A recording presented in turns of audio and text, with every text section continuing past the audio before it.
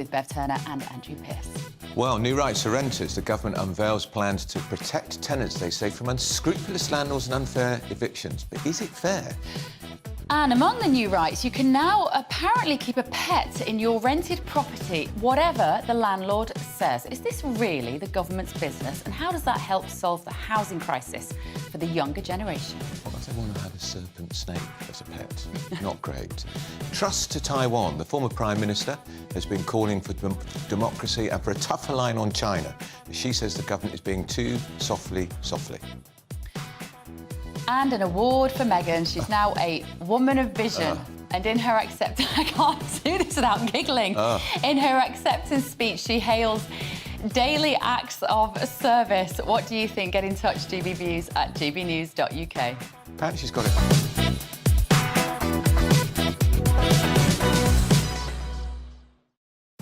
Daily acts of service. We'll find out what they might have been.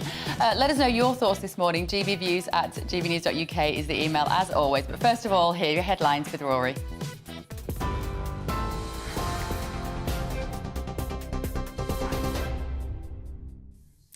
Thank you very much, Bev. The latest from the GB newsroom. So-called no-fault evictions are set to be abolished as the government moves to strengthen renters' rights.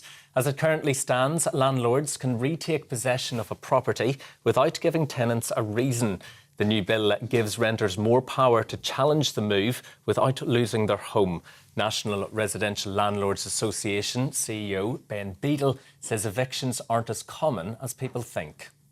What the Secretary of State has announced is that he will enhance powers to deal with antisocial behaviour, rent arrears, and make sure there are grounds for repossession when it comes to selling homes and landlords moving back in, or one of their family members moving back in. That seems to me, if that's delivered upon, to be pretty much the status quo, bearing in mind that in 6% of cases, that's when landlords actually ask tenants to move in. So 94% of cases, tenants leave of their own accord. Well, rules for housing asylum seekers are also set to be changed. The government wants to temporarily remove licensing requirements, allowing landlords to offer accommodation to people for up to 2 years, freeing up hotels. The properties won't need to be classed as a house in multiple occupation, and there will reportedly be exemptions on electrical safety regulations and minimum room sizes. Critics warn the move will put their safety at risk. One of the world's largest car makers says the Brexit deal is threatening its business. Stellantis, which owns Vauxhall, Citroën, Peugeot and Fiat, says the current trade agreement impacts its export and manufacturing operations in the UK. It says without changes, it will struggle to honour a commitment to make electrical vehicles at the Ellesmere port and Luton plants. The company's urging the government to renegotiate rules on where parts are sourced. TV, online, DAB plus radio and on TuneIn. This is GB News. Now though, back to Andrew and Bev.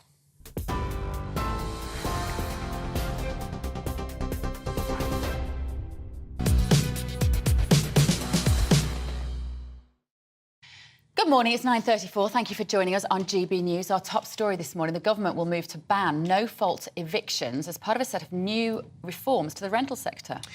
This bill is being tabled today by Michael Gove, the Levelling Up Secretary. Landlords will no longer be able to evict tenants without reason. They'll be handed more powers, apparently, to remove antisocial ones, but they haven't told us what defines antisocial behaviour. It comes as Sir Keir Starmer vows to make Labour the party of house building, with a pledge to build homes on the UK's green belt. Earlier we spoke to Richard Holden. He is the junior Roads and Local Transport Minister, who said Labour was all talk. Well, look, I'd just say over the last 10 years, we've built 2.2 million homes right across the UK. And actually, let's look where Labour are in power here in London. Actually, the highest both house starts and house completions were under that's Conservative Mayor of London. We've seen when Labour are actually in power, they don't actually do what they say they want to do, which is quite clear when you've got Sadiq Khan here in London. But just onto the renters reform areas. Look, I rented a house until I was in my mid-30s. I think sensible changes to say that people should be able to have pets, should be able to have children in their own home. I think it's perfectly reasonable. I think getting rid of no-fault evictions is sensible. But I think on the other side, I've also got issues when constituents come to me and say they've got a neighbour who their landlord's finding it really tough to get rid of, who's causing massive antisocial behaviour locally. I think that balance of being able to get rid of the person causing antisocial behaviour, but otherwise people should be able to have the peace and enjoyment of their own home, is really sensible and balanced reforms from Michael today. Well, for more on this, we're going to talk to GBNews political editor Darren McCaffrey, who I think is in Downing Street. Oh no, you're not in Downing Street. Where are you? You're outside the. Are you outside the QE2 centre, Darren?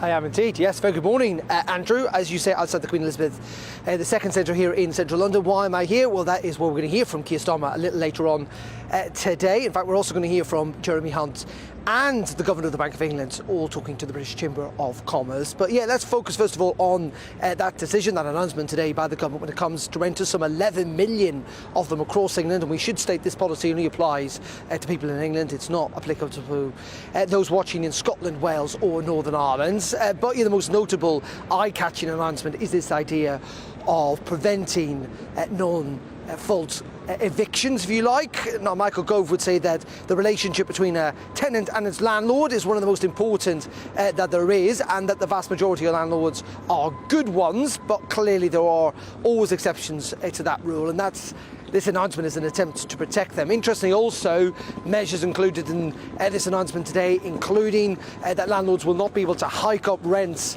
in between renewals of contracts, so that if you're 6 months into a 1-year lease, that you cannot just randomly and quite quickly decide to increase the amount that you want to charge. And also that landlords won't be able to ban pets from staying in tenants' home. Now, the concern, while it's been welcomed, of course, by tenants' charities and many people across the country who may well have found themselves in a difficult situation, from those that represent landlords, they think that this is just going to be another situation, another announcement that is likely to diminish the number of landlords around. We know that lots of them have left the sector in the last couple of years. They simply say that with the regulation and the affordability, they simply just cannot carry on being landlords, and that of course makes things worse for everyone, because it means there are fewer properties for tenants to rent, and the ones that are there to rent, well, you have to pay a hell of a lot more for them. I'm just going to ask you just quickly, Darren, what on earth has it got to do with the government whether tenants can have pets in their flat? For heaven's sake, micromanaging of the worst sort. Yeah, I mean, I have to say, I've just moved out of a property where you weren't allowed to have pets. Now, I don't have one, so it didn't really matter. I think from the government's point of view, they would argue that there are people who get cut out of certain rental markets because they may well have a pet or a dog that clearly they regard as a member of the family that they would never want to give up. And what's really the excuse from the landlord? Is it interfering too much, or is it there to help protect other people? You know, I mean, the government interferes a lot in our lives these days, so I think that's a judgment call for people at home to make. Could be a big question, get people to write in about it. Yeah, let us know what you think at home. I am incensed about this. It's ridiculous. I'm absolutely incensed. Most people in this country who are landlords don't have tons of property. They have one property. They have one property. Olivia Rutley's here with us to listen to me getting furious about this, Olivia. And I think a lot of people at home will feel the same way. Let me give you an example. My parents bought a little house in Manchester when my brother was at university there and he was training for the Olympics, and they were like, you can't work and get a job. So we'll buy a little house. It was less than £80,000 you could buy a house for in Manchester 10 years ago. When he moved out, they got a tenant in. And the tenants were fine. And then he lost his job and they couldn't pay his money for a long time, like a long time. And they really were very patient. And then they struggled to get them out. Now, what happens now? That means now that the person that owns that house is just going to have to sell, or they're just going to have to do what? Get into an argument with or they can't do anything. The tenant can just stay there. Well, I think that quite a lot of Conservative MPs will feel the same way you do, because the way that this legislation has been phrased is that it's called a no-fault eviction if at the end of someone's contract you boot them out of their house for no reason. But of course, landlords and plenty of other people who understand that the rental sector is sort of necessary for the functioning of big cities like London would say that if someone has finished their contract, that's it. They're not being evicted. Their contracts simply come to an end, and they can try and renew that contract, or they can go and find another contract somewhere else. The question of pets is really, really interesting because the Telegraph, it's very interesting actually, the Telegraph has run a piece by Michael Gove explaining his own reforms. And I used to work at the Telegraph, and we had a policy of, if you have a minister in the paper writing their policy idea up, then the leader, the opinion column in the paper, shouldn't contradict it, just a sort of matter of courtesy. But today they have broken that rule, and the main leader in the Telegraph is talking about the demonisation of landlords. And the Telegraph's concern is that landlords will simply take their homes off the market. If you don't want a pet in your house and your tenant is asking to have one and you have no legal recourse to say no, then, well, you take your... The headline, look, the demonisation of landlords can't go on. This bill risks driving landlords, especially those with buy-to-let investment properties, out of the business and force them to sell up. Perhaps the government judges that will put more homes onto the market for young people to buy, but it's already reducing the number of rental properties and pushing up rents, especially in London. Have the consequences been thought through? No. I tell you what it will do. It won't put them on the market for young people to buy. It will put them on the market for big banks to go and sweep up hundreds of properties, because that's what's happening.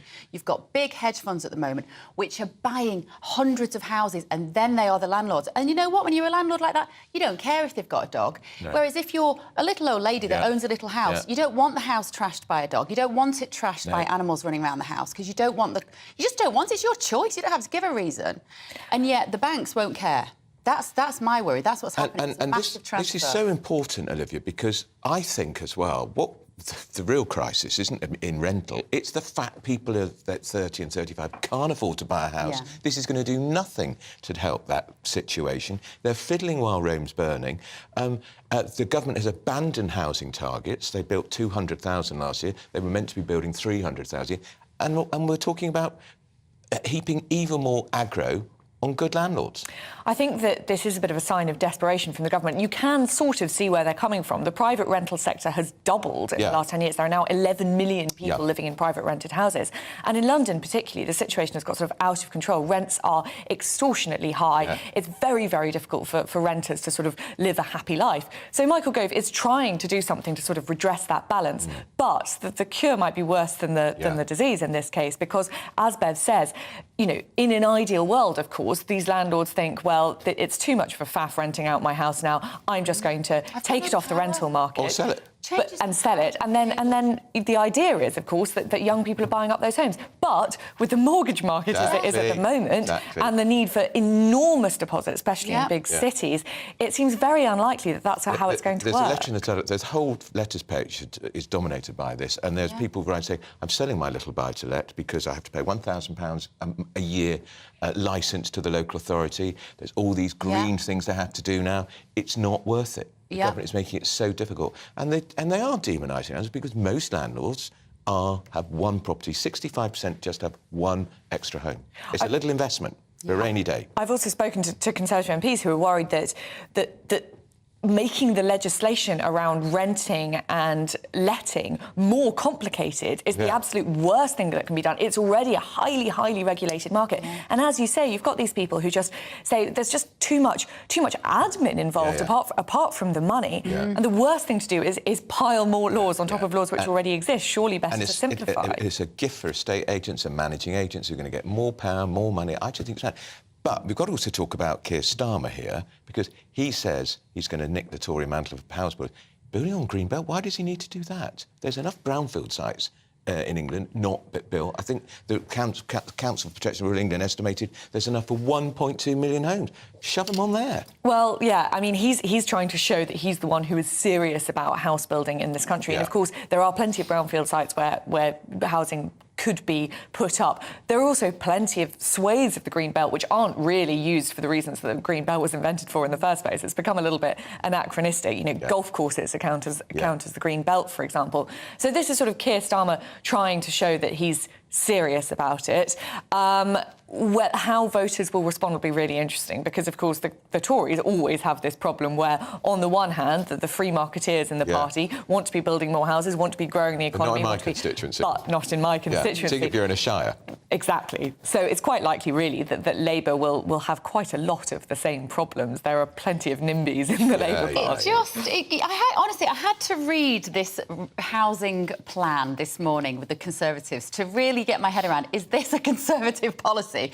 And then you listen to Keir Starmer talking about what would be traditional Conservative policy of building more houses. Like, I don't know where we are anymore, Olivia. Help me out. I think what Keir Starmer's trying to do at the moment, from all the recent speeches I've heard and every recent policy announcement, he doesn't seem to be playing an ideological card at all. No. What he's doing is saying, I am the competent one. You might like what the Tories stand for. Well, fine, I'll do that, but I'll do it better than they've done it. He's relying on the fact that people are going to think the Tories have been in charge for 13 years, nothing's got any better. I like what they stand for, but I want someone to do it better. And that's what Keir Starmer's trying to sell. We have to talk about the scourge of former Prime Ministers. There's a lot of them in the House of Commons and they cause trouble for Rishi Sunak. Liz Truss has been in Taiwan. She made a speech overnight where she says we mustn't humour and tolerate China. We've got to be much tougher. Will not be welcomed in Downing Street.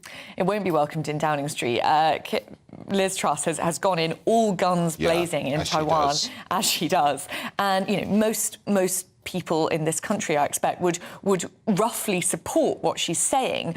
But it is pretty sort of ham-fisted. She's saying that that we need to back up Taiwan and against China and not talk to China about climate change, for example, because the threat of China against Taiwan is so great that we shouldn't be talking to China about anything, really. We shouldn't be having any democratic negotiations with China. Well, that's all very well, but it does go a little bit against Downing Street policy. She's also said in this speech, just sort of, you know, as a sort of throwaway comment, that we should fast-track Ukraine's membership of NATO. Well, that's pretty interesting. I mean, most NATO countries say that Ukraine should be able to join NATO once the war is over. That doesn't seem to be what she's suggesting. She seems to be suggesting that the Ukraine should join NATO now. Well, of course, that could lead to World War III. So it's a pretty wide-ranging speech, and it definitely won't go down well in Downing Street. As a former Prime Minister and a former Foreign Secretary, she has to be aware of the ramifications and the repercussions, and China have taken a very dim view. What does she think it's going to achieve? She can't possibly be positioning for another challenge for the Tory leadership. That's never going to happen, unlike Suella Braverman the other day. Well, absolutely. My read on it is just that she feels that she's basically got nothing else to lose. She wants to secure her legacy, and while she was a very unsuccessful Prime Minister, she could make a case that she was a pretty effective Foreign Secretary. So if she can come and make these bold speeches, obviously there are very few consequences for her. She's now a backbench MP. She's not the one who's going to be going to these big international conferences with China and having to work out the American position on Taiwan, which has obviously been of constructive ambiguity for a long time. So she doesn't really have to face any of the consequences. She can go in, say the brave, bold thing, and she hopes, I think, secure a legacy as a bold, brave, effective former Foreign Secretary. So difficult, isn't it? As the Prime Minister at the dispatch box, sitting behind him, 3 former Conservative Prime Ministers, May, Boris and Truss. Young, able, active ones absolutely. as well. And then you've got John Major roaming outside, causing trouble too. The thing that she was saying about Ukraine joining NATO is particularly inflammatory. I mean, that was kind of the whole point of the start of this conflict in the first place, was the threat, or the keenness of Ukraine to join NATO is what pushed Putin over the edge. That seems like a really strange thing. I'm on board with the China thing to some extent. She is right to raise our alarm that we shouldn't be complacent when it comes to China, who I think are the biggest threat in collaboration with Russia, by the way. But I think to say that Ukraine should join NATO, that's the one that I find utterly baffling. Well, it's very odd because what NATO leaders have been saying over the past year is being very, very careful about, yes, in principle, Ukraine should be able to join NATO. And yes, once the war's over, somewhere down the road, yes, that should happen in principle. But they've been very, very careful not to put any sort of date stamp on it. We want the war to end. Ukraine entering NATO now would provoke Russia even more. Exactly. Conflict would be intensified. Exactly. And of course, perhaps Liz Truss, by saying Ukraine's membership of NATO should be fast-tracked, she is talking about at the end of the war. But if she does mean that, then surely she should be making that clear. And there's no end in sight to the war anyway. Well, It could go on for 10 years. I always look at former prime ministers and I do wonder who they're pitching themselves to from a personal financial point of view. Yeah. Do you know what I mean? When you cynical. Well, I'm so cynical. Well, I mean, but, you know, you think she's trying to carve out a career for herself into the future. Boris Johnson has already made £5 million from doing various speeches. Theresa May has made millions too for making speeches, and she's an appalling public speaker. Yeah, but you just think, well, who is she pitching that to? Who does she want to work for? Yeah. Let us know your thoughts. And of course, she's already earned about $70,000 for speeches, and she's a terrible public speaker as well, actually. Should we talk about current Prime Minister and what he did yesterday? This farm to fork little conference that he had in Downing Street. I think they rolled out the hay bales, didn't they, and got some lovely footage. Yeah. And yesterday we were quite enthusiastic about this, and we thought this is good. And we saw the people from Clarkson's farm, Caleb Cooper and Charlie Peters, who's his land agent, going in. We thought, great, he's listening to people in the industry. And then there was lots of pictures of them on Instagram, and suddenly it looks like a PR stunt. Well, yeah, people who were at the conference say absolutely nothing meaningful was agreed at all. No action was taken. No communique afterwards, no statement from the Prime Minister. No. I was aware of. It did seem to be pretty much just a PR stunt. And, of course, it was a very good idea. It was to work out why inflation is so high in supermarkets. But how many supermarket chiefs came to the summit? I don't think any came. I don't think any came. Were there any supermarkets? Not Where that was the I boss saw. of Tesco? Well, Where was the boss of Sainsbury's? We want to talk to the big boss of Asda about diesel prices. Yeah. Because we've got the Competition and Markets Authority saying there's a fiddle going on with diesel prices. None of the supermarkets were there. That's the walk of shame we were waiting for. We were waiting for it and it didn't happen. Instead, we got a puff piece about a TV show that Rishi Sunak seems to be basking in a bit of reflected glory from. Yeah. And Clarkson kept away from it, of course. No fall. If you read his column, of course, I wish he'd been there. He might have got. He's no fan Rishi of Sunak, Sunak but he would have on said the hay it bales. as it is. But there was no statement afterwards, Olivia.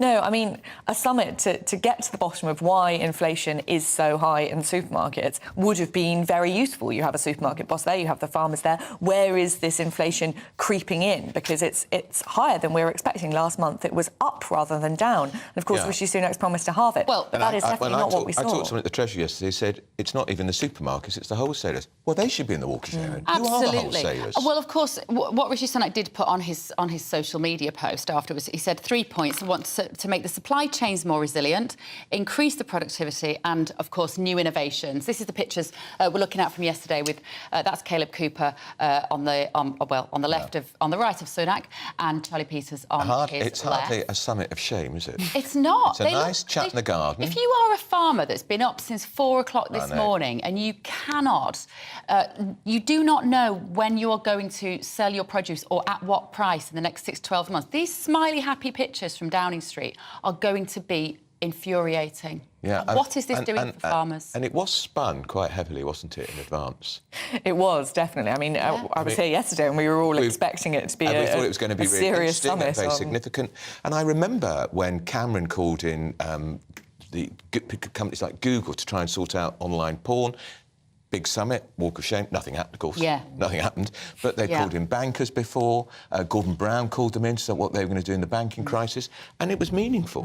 This was, I'm afraid... And, of course, the EU grants to farmers are dwindling by the day now. Yeah. And very soon they will be stopped. And then what? That's what he should be telling us today after that. And the fact is, food inflation is currently running at 19%, and that's going to hit the people who have got the least money the hardest, because it takes the food budget is a greater proportion of their income. Exactly, and of course this is the issue which most people will be voting on in the next election. The cost of living is at the top of voters' list of concerns every time the question is asked. Yeah. So why Rishi Sunak didn't seize this opportunity is a bit of a mystery. And we are none the wiser as a result of fork to farm, or was it farm to fork? Farm to fork. We were saying somebody very highly paid came up with that bit of clever alliteration. Farm to fork. Let's call it that.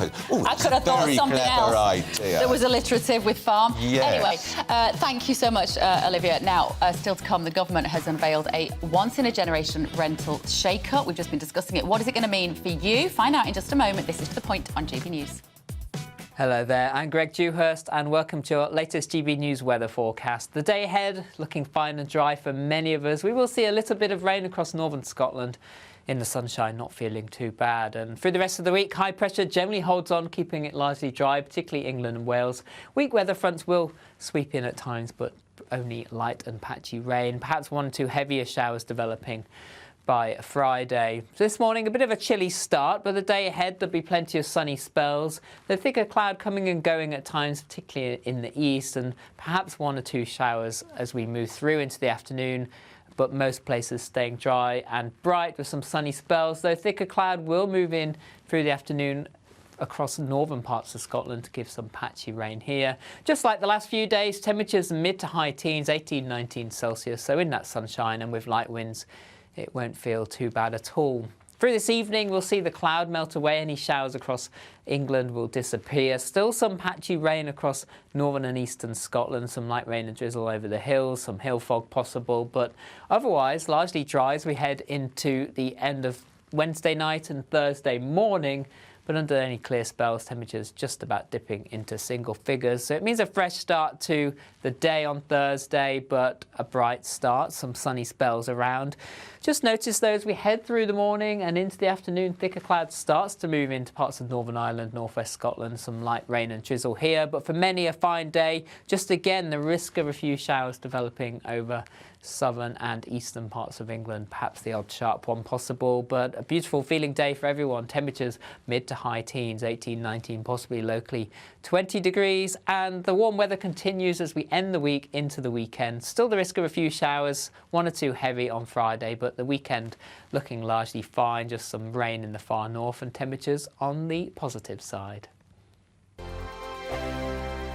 I joined GB News because I was sick and tired of not hearing my views being represented, not just mine, but so many people that I knew and spoke to. I just couldn't get my voice out there. I couldn't say anything. I couldn't do anything. Whatever the narrative was, I kind of had to follow it. GB News is there to provide a voice for those who have been ignored by the establishment media. We think different things, we've got a different style. GB News is here to be optimistic and positive about the future. It's real kind of dynamic and flowing, with the audience very much at the heart of it, like a big family.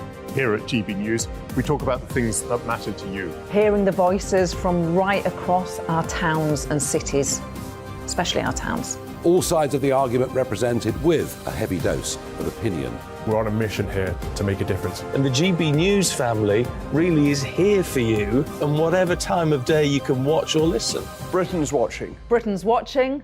We're proud to be GB News. The People's Channel. Britain's news channel. Monday to Thursday, 9 p.m. till 11 p.m. Join me, Dan Wootton. I'll bring you the sharpest takes and hottest debates. Do you not believe in prison? I don't believe in prisons. I'm completely stunned. I guarantee you there'll be no spin, no bias, no censorship. I actually was personally quite offended by it. And no reason to go to bed. So I guess they've always been quite woke. That's Dan Wootton tonight on TV, radio and online. Monday to Thursday from 9 p.m. till 11 p.m. on GB News. The People's Channel, Britain's news channel. Join me, Patrick Christie's, Monday to Friday, 3 till 6. We tackle the day's news agenda like you've never seen before. It's high tempo, high octane, the most controversial topics, and the best guests. You will not be able to take your eyes and ears off it. I'm not afraid to ask the questions that you really want answered. 3 till 6 p.m, Monday to Friday on GB News, the People's Channel, Britain's news channel. Start the day with GB News. We catch up on all the big stories you didn't hear the night before. And take a look at what the world's talking about this morning. That's right, Monday to Thursdays from 6 o'clock. It's Breakfast with Eamon and Isabel. Straight after breakfast, join us, Bev Turner and Andrew Pearce. We're going to take you through till noon. We'll be tackling the big topics of the day, including the things that the other channels just won't talk about. If it's happening here. Wake up to mornings on GB News. The People's Channel. Britain's news channel. Join us every night on GB News at 11 p.m. for Headliners, which is 3 top comedians going through the next day's news stories, which is exactly what you need, because when the establishment has gone crazy, you need some craziness to make sense of it. So join us 11 p.m. every night on GB News, the People's Channel, Britain's news channel. So Jubes and Kerr, we tackle the issues of the day with real robust debate, both sides of the fence, battling it out with me in the middle with my forthright opinions and views. And often really interesting things happen because you start with a position and then by the end of the debate you find actually, well, I might not have thought about that one. What we need in this country is 2 new political parties. You should maybe think about doing a 2024 calendar. I'm Michelle Dewberry and I'm keeping you company right through until 7 o'clock this evening. GB News, the People's Channel, Britain's watching. Every Sunday from 11, join Michael Portillo. There'll be topical discussion, looking at the week before and the week to come. So kick back and relax at 11 a.m. on Sundays on GB News with me, Michael Portillo. GB News, the People's Channel, Britain's news channel.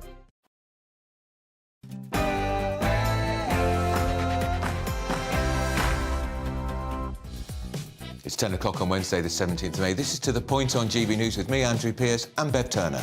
So, new rights for renters. The government unveils plans to protect tenants from what they call unscrupulous landlords and unfair evictions. I think this is very anti-homeowner. Doesn't seem fair to us. Now, among the new rights, you can keep a pet in your rented property, even if the landlord says you can't. What's the government doing meddling to such an extent? Is this really going to sort out the housing crisis for the younger generation? No. Liz Truss to Taiwan. The former PM bangs the drum for democracy and calls for a tough line on China as the government appears to take a more softly approach. What's she up to? And she's also taken a rather explosive line on Ukraine, which we can discuss in a bit. And Meghan Markle, remember her, she's now a woman of vision. And in her acceptance speech, she's held daily acts of service and kindness. What acts of kindness are they then? Ask the royal family. What do you think about that? GB Views at gbnews.uk.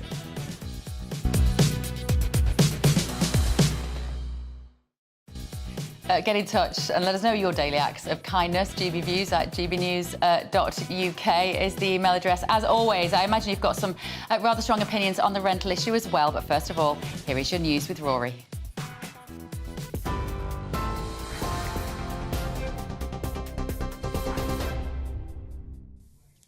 Thank you very much, Bev. The latest from the GB newsroom.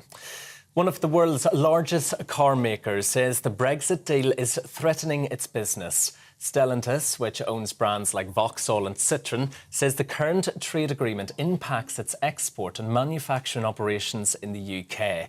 It says without changes, it will struggle to honour a commitment to make electric vehicles at the Ellesmere port and Luton plants. The company's urging the government to renegotiate rules on where parts are sourced. So-called no-fault evictions are set to be scrapped as the government moves to strengthen renters' rights.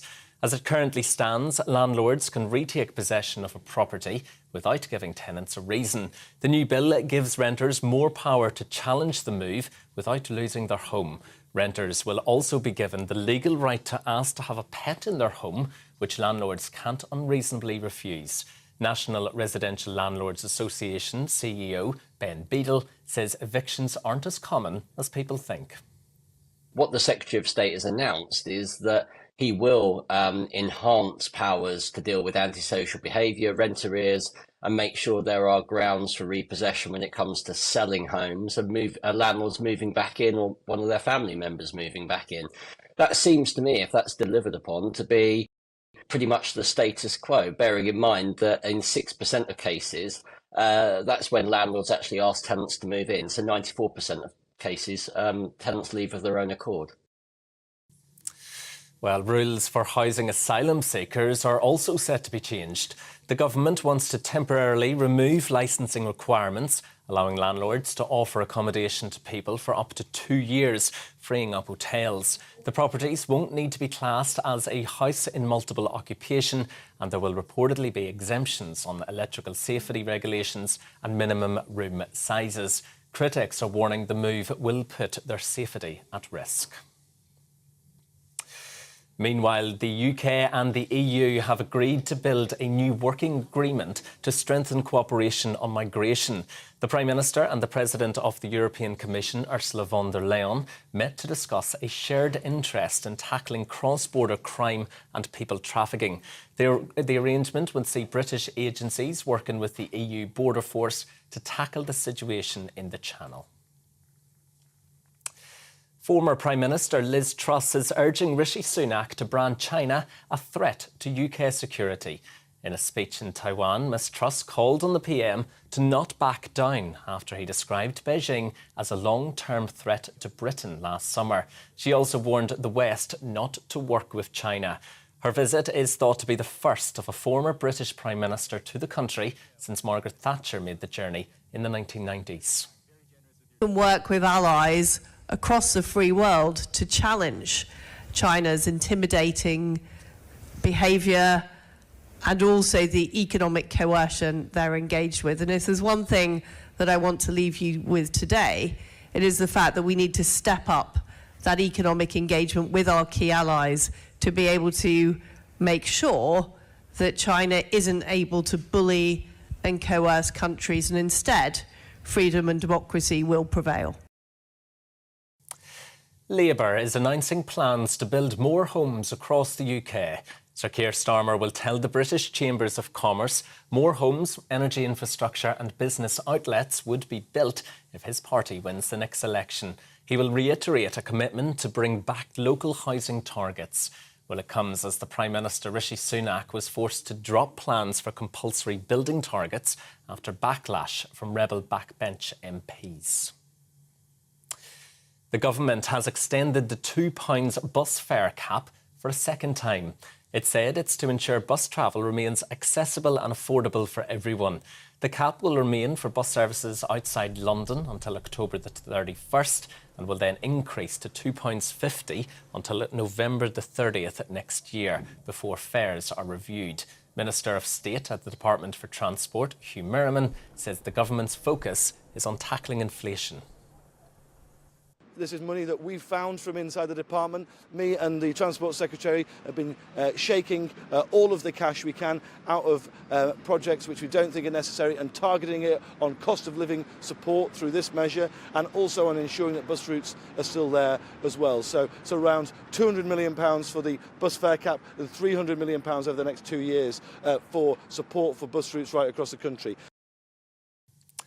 The Treasury Committee says regulators should class cryptocurrency trading as gambling. A report shows cryptocurrencies pose a significant risk to people because of their irregular prices and potential losses. A cross-party committee of MPs says it's closer to gambling than a financial service and should be regulated as such. But the government says the risks are similar to those in traditional financial services. The world's largest collection of Banksy artworks will go on display in London. The Art of Banksy will feature more than 100 pieces and include recent work from the artist acknowledging the ongoing war in Ukraine. The exhibition will open on Regent Street in July. This is GB News. We'll bring you more as it happens. Now, though, back to Andrew and Bev.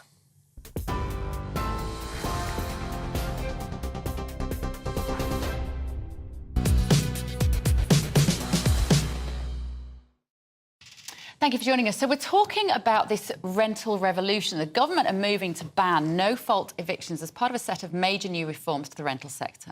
So this is Michael Gove announcing this. He's tabling a bill today. It was in the Conservative manifesto. Effectively, landlords, I think that word needs to be changed. It's pejorative, problem, isn't it? It's lording it over us, land. It's a very old-fashioned word. It's almost feudal, isn't it? Yeah, it is. But the law change will mean landlords will no longer be able to evict tenants without reason, but they'll be handed more powers to remove antisocial ones. Ask a government minister what's antisocial behaviour. They're struggling to define it. Yeah, quite. For more details of the new reform, let's speak to our Deputy Political Editor, Tom Harwood. Good morning, Tom. Andrew and I are both... We're sort of shocked about the fact that this is a Conservative policy. It seems very anti-aspirational. It seems very anti-house owner. Why are they doing this, Tom? Well, first of all, it is popular on the surface level to say that if someone has no fault, they shouldn't be evicted from the house they're living in. It's something that formed a plank of the housing policy of the Conservatives' 2019 manifesto, a manifesto that was seen to be pretty popular, if a little thin. And perhaps one of the reasons it's taken 4 years after that manifesto won the 2019 general election by quite such a large majority is that it's slightly more complicated and might have more second-order effects than was first thought. Removing the sort of so-called Section 21 right of landlords to remove their tenants without fault may well have the effect of meaning that there are fewer landlords who choose to rent out their properties. And rather than that making things better for tenants, it might well make things worse. Less supply, higher prices. So this is what the government has been balancing with, and they believe that they can do this in such a way that still allows landlords to get rid of unruly tenants, but there must be some sort of burden of proof. The government's saying that this will not be too onerous for landlords, but there are many who have their doubts in terms of how possible this is. Of course, we await to see the actual text of the rental reform bill, which is yet to be published. But the government, on the one hand, saying this will not hurt landlords, many others raising a sceptical eye. OK, thank you very much, Tom. Now, joining us for more analysis is independent North London Estates Agency owner Jeremy Leaf. Jeremy, you were also former chair of the RICS. Yep. What is that? It's a Royal Institution of Chartered Surveyors. Got it. You know your stuff then. Body. So I don't know about that. So why didn't you advise the government not to do this? Well, we did try. We did you? try. I think lots of groups have said about it, but they have listened to some of it. Right. It's a question of detail. Of course, all of us would want to see, or most of us, better standards in rented accommodation. Yeah. We want to see tenants being able to stay longer, not just being turfed out because they complain about a bit of damp and so on. But the problem is, how is it going to be interpreted? Yeah. And what's going to happen to supply? What does it mean about no fault? Because if a tenancy is a year, the contract comes to an end after a year, isn't the person who owns the property, I don't want to call him a landlord, I think it's used as a pejorative word. The homeowner. The homeowner can then say to the tenant, thank you, goodbye. Yep. But they'll say, well, I've committed no fault, I want to stay for another year. Isn't that's going to make a nonsense of contract law? Well, if a landlord wants a tenant out for any reason, at the moment they can do that. Particularly if they're complaining or they don't like them or they think that they can't charge them a higher rent. It's aimed at those people who are not very good landlords. Let me read. It's not very good tenants as well. Jonathan, let me read you one of our viewers' messages. Have been in touch. Roger has said, no landlord wants to get rid of a tenant who is paying the rent and looking after the property. It's not that landlords want to get rid of good tenants. That's the problem. It's the tenants who fail to live in a way which is considerate of the property in which they're living and their neighbours who are the problem. He's right, isn't he? He absolutely is. That is the case. Very few landlords, and we look after hundreds of flats and houses, and overwhelming majority of cases, the landlords are not charging what they could charge. They want to keep the tenants on. They want good long-term tenants, and the relationship works perfectly well. And the people, when they think about landlords, they think, oh, they've got hundreds of them. Peter Rackman, that terrible man from the 60s and 70s, and that awful man who's got properties in Brighton, his name escapes me. But most landlords, Jeremy, I think, have one property. I think the figure, Andrew, is about 86% own 3 or fewer properties. Yeah. It is very much a cottage industry, yes. Amateur landlords, and finding the money to meet some of these costs, particularly if they've got rising mortgage bills and so on, as well as meeting regulations, is very, very tough. How dare the government say a tenant, if they want to have a pet, can have a legal right to have a pet? How dare they? Well, there's supposed to be an appeal procedure because there's some pets who are very unruly and they'll damage a property and the insurance won't cover it. An Alsatian dog in a one-bedroom flat. Absolutely. But it's also that a lot of homeowners who rent out that property are considerate of the existing neighbours and they don't want to put a family in there, like you say, with a couple of Alsatians barking and maybe 2 or 3 kids. And it's their choice to do that, to protect the neighbours that they may have relationships and friendships with. But the other issue, there should be a distinction between single-let properties and houses of multiple occupation, what they call as HMOs, where people are sharing accommodation. Exactly as you say, if they've got an unruly pet or difficult children or whatever it might be, whatever is antisocial, who's going to say what is antisocial? Governments have been challenged about definition of antisocial in this context of this bill. How long they is it gonna couldn't take? define it. Yeah, and they're not having a specialist court. In fact, I was with the MP this morning who introduced it, and he said to me, there isn't a specialist court. That was one of the reasons for the slight delay. There's going to be an ombudsman, but we don't know what teeth they're going to have and whether they're going to enforce rules, how long they're going to take.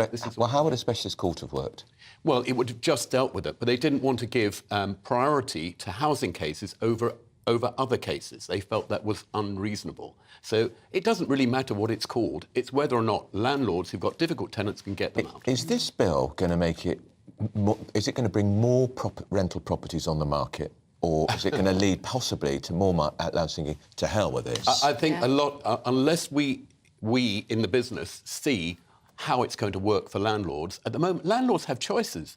As you say, they're very small, generally, in terms of the number of properties they own. And if they don't get a good return, they're not going to be forced to stay in. And the other thing, sorry, Bev. No. The other thing which is missed often is, I think it's about 25% of private landlords actually house social tenants. Right. So all this is going to do, tenants who would otherwise be in social housing, is going to give more responsibility and cost to the local authorities who can barely manage at the moment. It's also already fairly unprofitable to be a landlord at the moment, isn't it? Mike has got in touch at home and he said, we had 9 small rental properties. It's a lot. Well done, Mike. And we're responsible landlords. However, as rules, regulations and taxation made things more and more difficult, we've sold the lot. I warned our MPs several times this would happen, but the government refused to listen.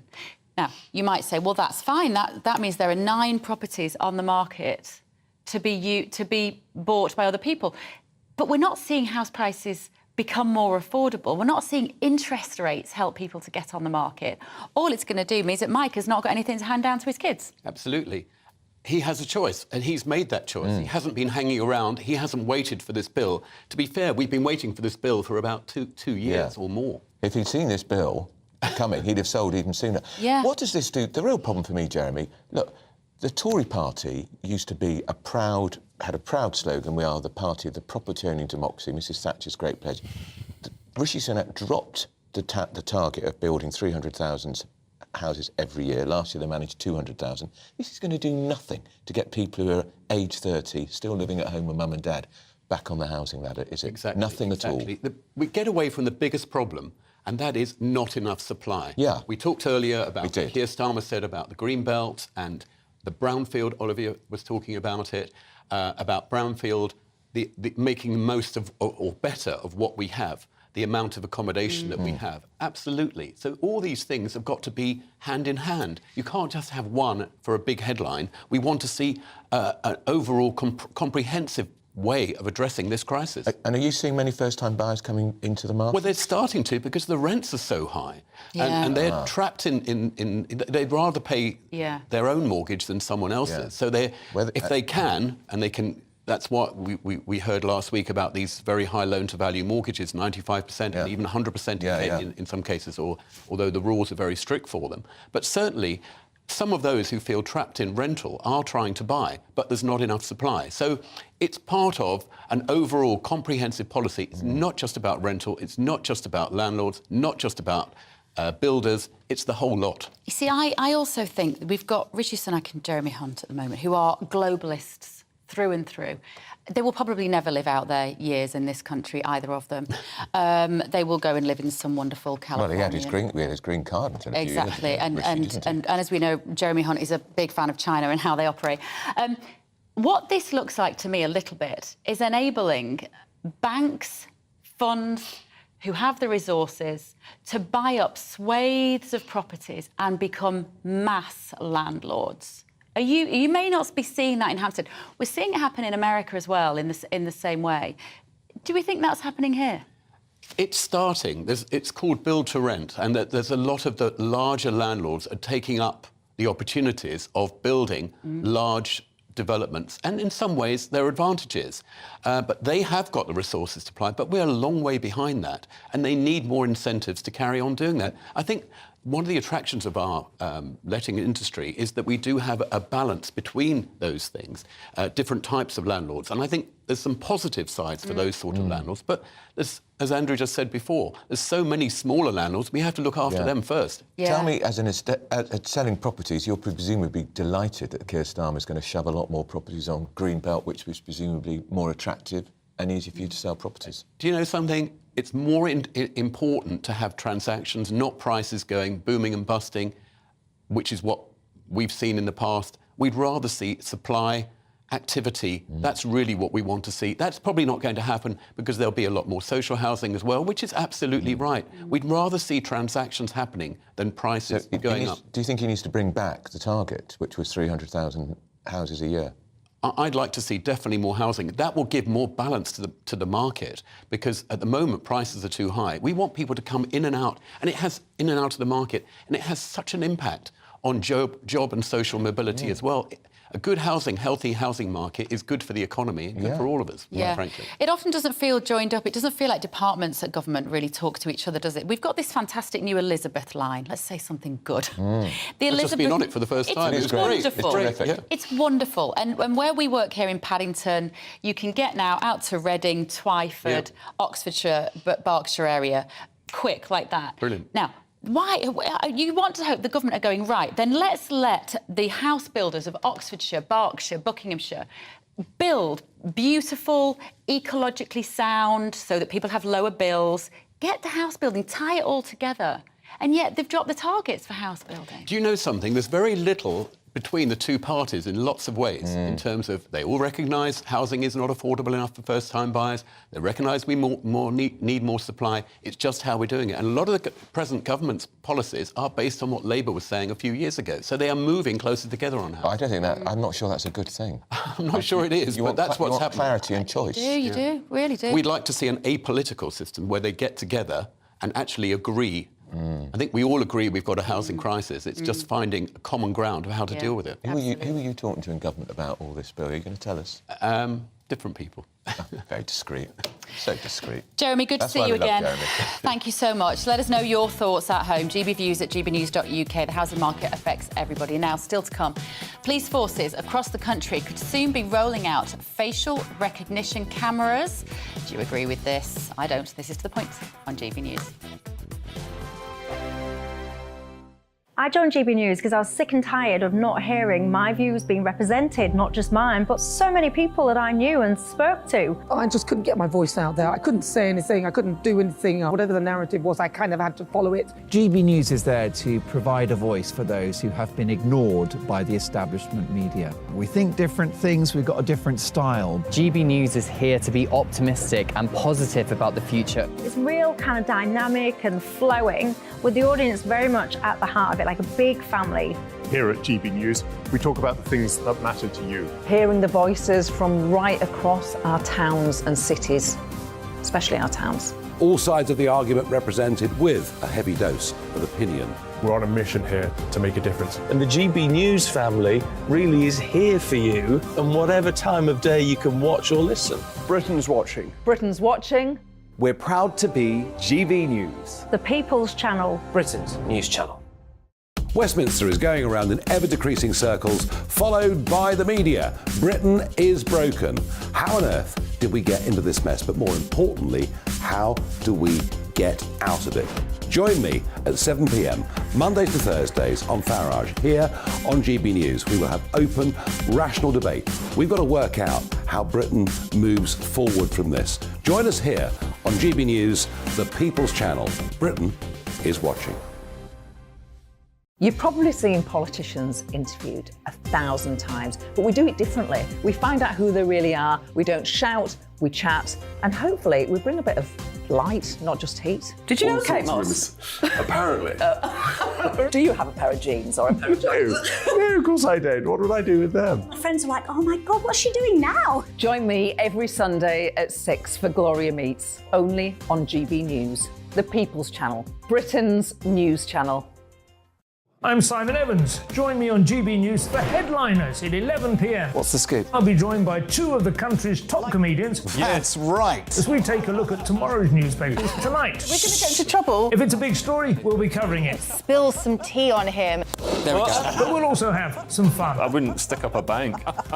My father didn't love me. So anyway. Headliners every night from 11 on GB News, the People's Channel, Britain's news channel. Monday to Thursday, 9 p.m. till 11 p.m. Join me, Dan Wootton. I'll bring you the sharpest takes and hottest debates. Do you not believe in prison? I don't believe in prisons. I'm completely stunned. I guarantee you there'll be no spin, no bias, no censorship. I actually was personally quite offended by it. And no reason to go to bed. So I guess they've always been quite woke. That's Dan Wootton tonight on TV, radio and online. Monday to Thursday from 9 p.m. till 11 p.m. on GB News. The People's Channel, Britain's news channel.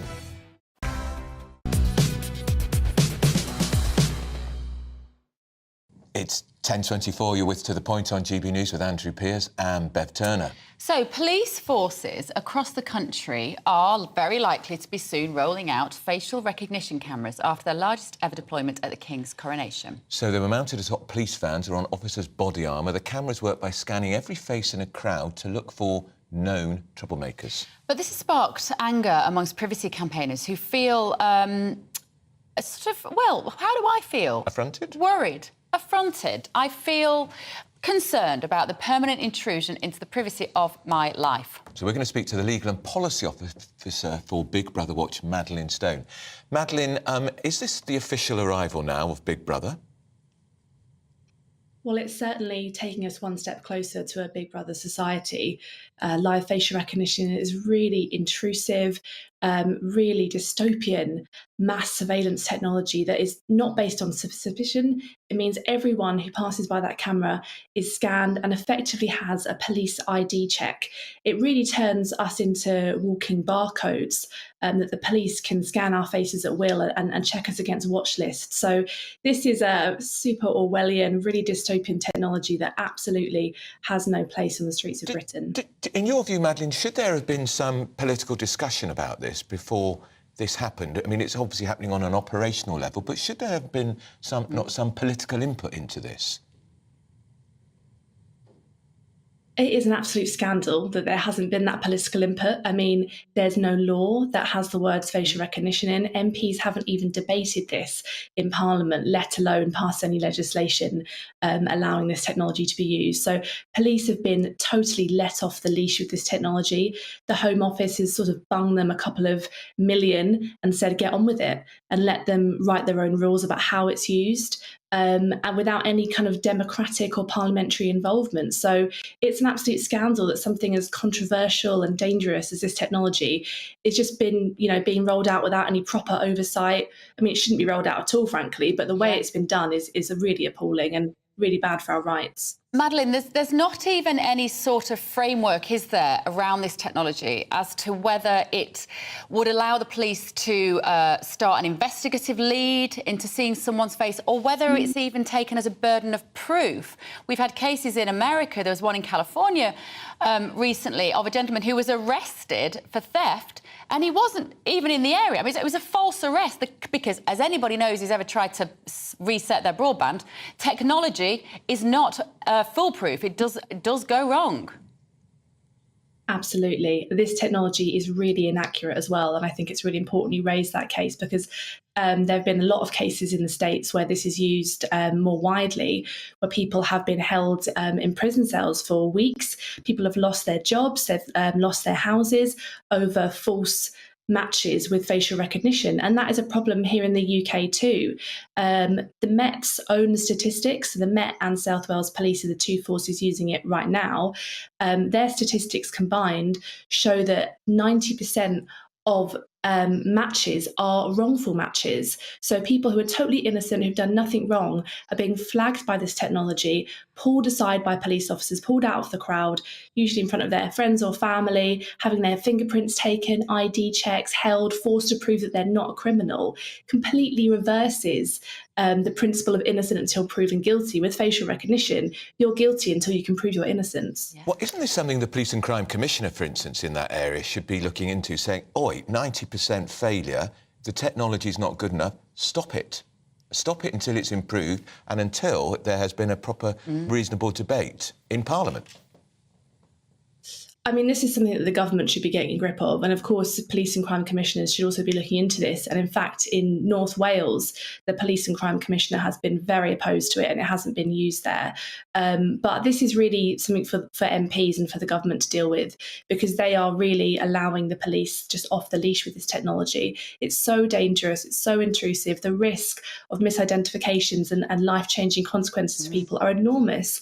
And the government have just said, get on with it. It's just simply not good enough. Madeleine, MPs really need to wake up and start overseeing this. You know, Big Brother Watch do the most remarkable work, and I support your organisation wholeheartedly. We are one of the very few channels that will even discuss this. How often do Big Brother Watch get invited onto BBC One, ITV? And if so, how is this debate handled differently? I have to say that I have had some BBC requests and some ITV requests, and Good. You know, as people are interested in this, I mean, it's great that you guys are talking about it today. It's so important. But I think right now the problem is that the government are very quietly, and actually we saw yesterday the policing minister had meetings behind closed doors with police forces, encouraging them to use it. They're not willing to come out publicly and say we want to use this because they know how controversial it is. And so a lot of people aren't really aware of it. And of course, it's so great that you guys want to talk about it today. But I think the government, again, need to be having these conversations publicly in Parliament to give broadcasters, policymakers, the public the chance to talk about this. Madeleine, just one point. If the police were here, they would defend themselves by saying, OK, we get the technology wrong sometimes, but actually this facial recognition, if it catches one terrorist in a crowd, it's worth the mistakes. What would you say to that? In a democracy, you know, we have to accept that there will be surveillance, there will be targeted surveillance, and that's really useful for police. I've got no issue with surveillance that's targeted at people who are suspected of doing wrong. That's really useful, and I wouldn't ever decry that. But this is not like that. This is mass suspicionless surveillance that scans everyone. And frankly, it makes the police's job harder. We saw at the coronation, there were 3 police vans. There would have been tens of officers, thousands and tens of thousands of pounds spent, thousands of people being scanned. It's like, you know, it makes it more difficult for police because there's such a broad spectrum. What should be used should be targeted surveillance that actually is proven to work, unlike this mass surveillance that just confuses things, makes their job more difficult and is really inaccurate. OK, Madeleine, fascinating. Thank you so much, Madeleine Stone there from Big Brother Watch. Whenever I've seen this debate done on some of these other daytime channels... I don't watch them. That's the answer. Just don't watch them. I used to be on them. Watch them, don't listen to them. You're on them quite a lot, but the debate tends to be, you know, we need more. We want more surveillance. We want it to keep us safe. No, let's just calm down and work out what this means. 90% is pretty disturbing. But it's also about privacy. We will not. So you will walk down the street, and every time you walk down the street, you will know that someone could be looking at you and where you are and what you're doing. Privacy, say goodbye to it. Now, look, still to come, Prince Harry's been told by the Home Office that police officers are not for hire as private bodyguards. More on this after your morning news. And let's not forget, Meghan's won an award. Really? Headlines now with Rory.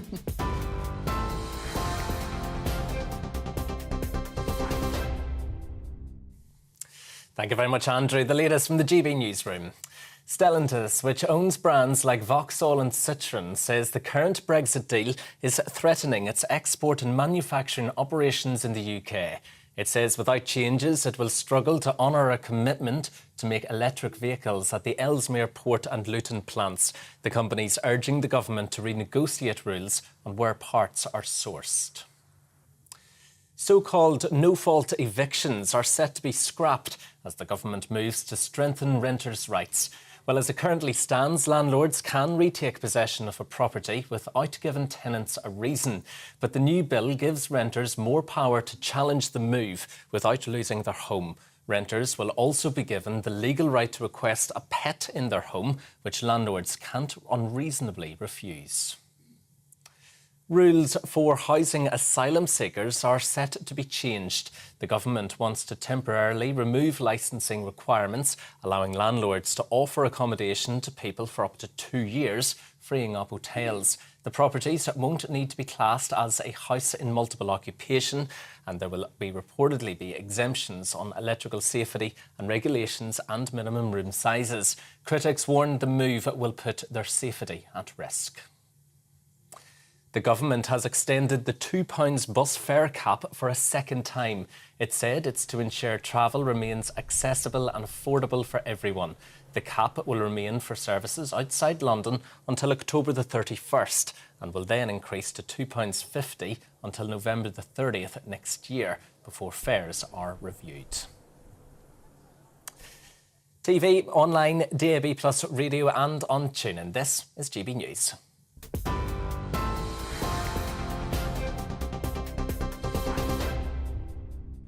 Direct Bullion sponsors the Finance Report on GB News for gold and silver investment.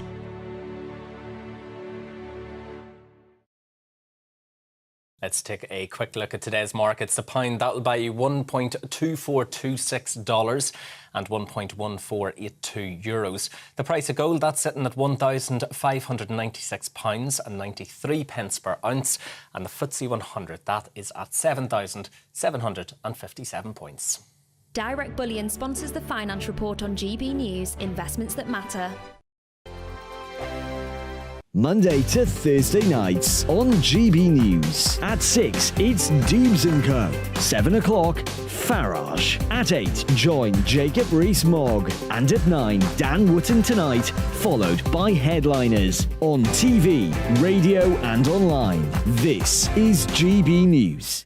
First and foremost, I'm a GB News fan, and I was before I was working here. Just love the fact that we're asking the questions that a lot of establishment media won't ask. With a bit of a twist, we not only want to inform you, but we want to keep you entertained. It's worth the drive because you get in and the team's all ready and waiting, they're itching to go, and it's a proper little family. GB News is the People's Channel. It's the audience that makes the programme sing. We're giving our viewers and our listeners a voice. I see the thousands of your letters, tweets, emails, you name it, coming in. Britain is broken. How on earth did we get into this mess? But more importantly, how do we get out of it? The establishment had their chance. Now we're here to represent you. It's time for something different. It's time for GB News. I'm very patriotic. I believe in Britain. Our best days lie ahead. Britain's watching. Britain's watching. Join us here on GB News. The People's Channel. Britain's news channel. Join me, Patrick Christie's, Monday to Friday, 3 till 6. We tackle the day's news agenda like you've never seen before. It's high tempo, high octane, the most controversial topics, and the best guests. You will not be able to take your eyes and ears off it. I'm not afraid to ask the questions that you really want answered. 3 till 6 p.m, Monday to Friday on GB News, the People's Channel, Britain's news channel. GB News has its own late-night paper preview show, Headliners, where comedians take you through the next day's top news stories. You don't have to bother reading the newspaper, we've got it covered for you. Headliners, every night at 11 p.m, and repeated every morning at 5 a.m. We won't send you to sleep like some of the other paper review shows out there. GB News, the People's Channel, Britain's news channel. Start the day with GB News. We catch up on all the big stories you didn't hear the night before. And take a look at what the world's talking about this morning. That's right, Monday to Thursdays from 6 o'clock. It's Breakfast with Eamon and Isabel. Straight after breakfast, join us, Bev Turner and Andrew Pearce. We're going to take you through till noon. We'll be tackling the big topics of the day, including the things that the other channels just won't talk about. If it's happening here. Wake up to mornings on GB News, the People's Channel. Britain's news channel. I'm Jacob Rees-Mogg, the Member of Parliament for North East Somerset and a former government minister. For years, I've walked the corridors of power in both Westminster and the City of London. We need to have the arguments, the discussions on how we make it better. Crop failures, famine, war, suffering on a scale completely unimaginable. We are putting the cart before the horse. As Charles I said at the scaffold, he was the true defender of liberty. Yeah, I've completely derailed the conversation. Join me Monday to Thursday at 8 p.m. on GB News, Britain's news channel.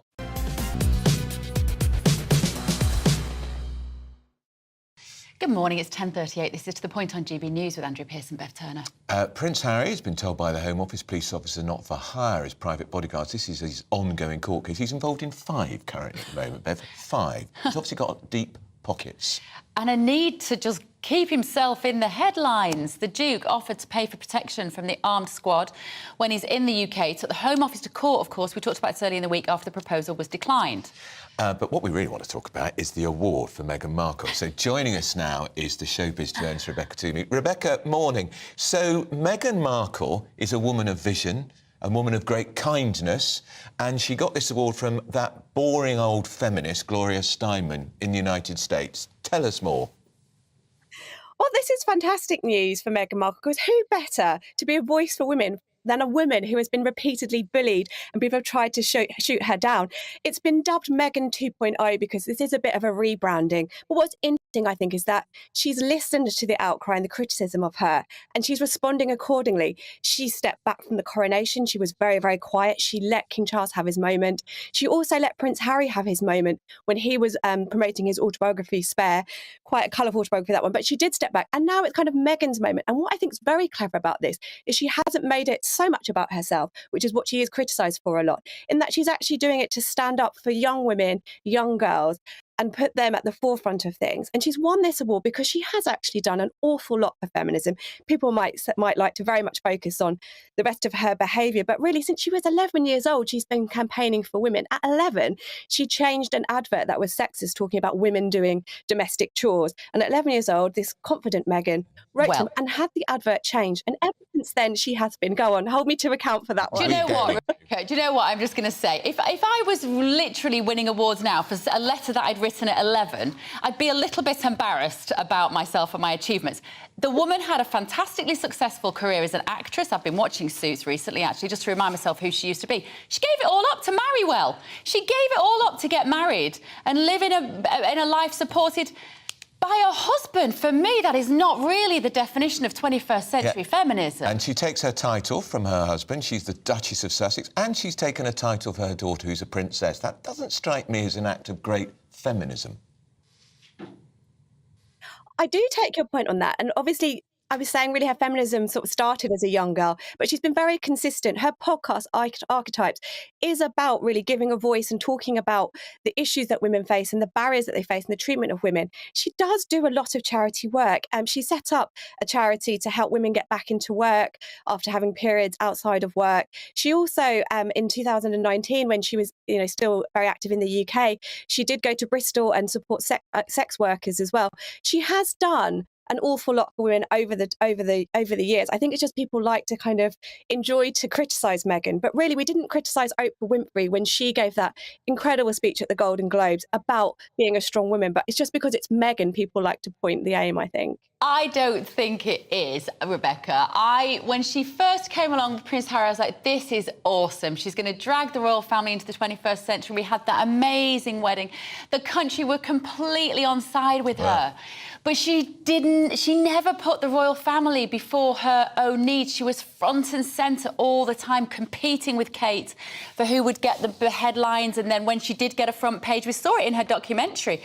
She was all a bit like, oh, look at me, I've got all the attention. Kate's not happy. It's egotistical and narcissistic beyond belief. Who's given her this award? Gloria Steinem, you're saying, as part of an award. Was the awards all about women and feminism, or is it one award in a different ceremony? It was all about celebrating lots of different people and lots of different women. And it was about, celebrating inspiring ordinary people as well. But the thing with Meghan is that the attention's been on the awards. We all know the power of celebrity. And we all know when Meghan Markle does something, we all, pay attention to it. But what I wanted to say, Bev, as well, is that, she was phenomenal when she first joined the royal family. She was hugging people, she was breaking protocol.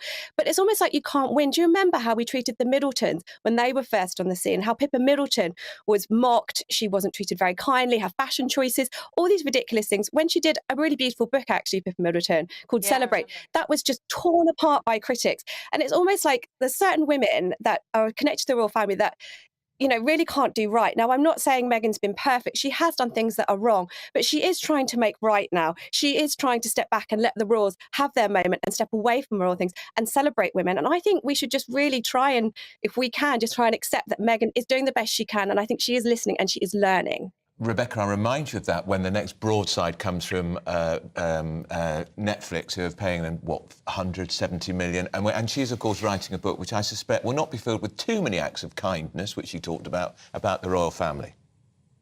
Yeah, well, I think really, if you go back to that Netflix documentary, there were some lovely moments. There were moments talking about their love story, whether you enjoy seeing the two. It was quite indulgent, the love story, but it wasn't a constant two-part series that was taking aim at the royal family. I'm not going to defend some of the things they've said and what they've done towards the royals, but I will say that I think she has paid attention. I think she is trying to change. You can hold me to account when that book comes out. We'll come back on and discuss it, and I may eat my words. Rebecca, we're going to invite you back for sure. Thank you, Rebecca. Rebecca's told me there. Show me just. It pains me to not support a woman that's won an award for feminism. Doesn't pain me. We've got a camera, right? But she's appalling. Oh, that's a nice camera. That's very nice. What they're trying to tell me about my dress. I think that's because probably wanted to blot out our guest, Stephen. Yes, Pound, I the former rather Labour suspected MP. you were going to That's come up what it with was that. Getting you in his sights Stephen. there. When did you To last get win rid an of award you. for feminism, Piers? I don't win many. I never enter them, actually. And, of course, we've got lovely Emma Wolfe here, writer and broadcaster. Morning, both. Let's ask you, Emma, about Meghan Markle. Is she a great woman of vision? This I'm great... glad you've let me off the leash, because Archetypes, that podcast, was not about celebrating women. It was about Meghan. It was about how wonderful she was, her bestie, her celebrity female bestie friend, and it always came back to her. It always came back to how Meghan had time and space and yoga and, you know, green kale. It was always about her. If you listen to one episode, let alone 20 episodes of Archetypes, you will be ready to jump out of the nearest window. I'm afraid with Meghan, it's always been about her. Yeah. I mean, she came to this country apparently looking for a prince. Yeah. Then dropped all her mates that had been nice to her along the way and all of that, and her family. I don't trust... This may not be rational. I don't trust couples where they have these terrible fallings out and alienate families. It just doesn't... Yeah. There's something wrong there. It's a toxic partnership, I think, for both of them. I don't think Harry's happy. I don't think Meghan is particularly happy. I think the whole... coronation. The fa-la-la around the coronation was just... It was all about them. You know what, Stephen Pound? I don't know whether you like a gossip about Harry and Meghan, do you? Well, I'm not one to gossip. But I heard she's very happy. I heard from somebody who knows her fairly well that she's very happy. Oh, come on. She's taken a step back. She's just chilling out in the house. She's left it all behind. And she's got ambitions now to be herself, to represent causes she feels strongly about. She's even got royal titles for her kids. I'm sorry, this is a pound shop Gwyneth Paltrow that we've got here. I mean, this is just embarrassing. I'm sorry. Look, I have to say that I was impressed to see that Gloria Steinem is still around. You know, she's a marvellous character back in the 60s. But look, I think you, not for the first time, have absolutely nailed it. When you, well, I haven't finished yet. But when you said she had everything laid on for... When she came over here, it was Meghan Sparkle, Markle the Sparkle. You know, we absolutely opened the doors and laid the cloak over the puddle for her. And what did she do? Threw it back in our faces. Yeah, it feels like I'm sorry, that's really what it... And all this stuff, oh, protect me, Harry, they're being horrible to me, Harry. You know, it makes me I can still remember cringe. she was in South Africa. She was on that tour. She'd just been with women who had been repeatedly raped by tribe women. Do you remember? Yeah. And then she talked to Tom Bradby, the reporter, and he said... No one ever asked me if I'm okay. No one ever asked me how I am. It's one of my favourite sayings. When I'm not okay, I always go, nobody ever asked me if I'm okay. I just channel my inner Meghan. She then went on this incredible rant about how awful her life was, this life of stunning privilege and entitlement, riches beyond she could ever have imagined as a pretty jobbing actress in Suits, frankly. And a title... And she threw it all back at them. I think she just needs to... Let's see what happens. You see what Paddy Power are offering for the odds for that marriage lasting more than 5 years? Well, I gave it 4.5. 4.5? Yes. Really? That was my prediction.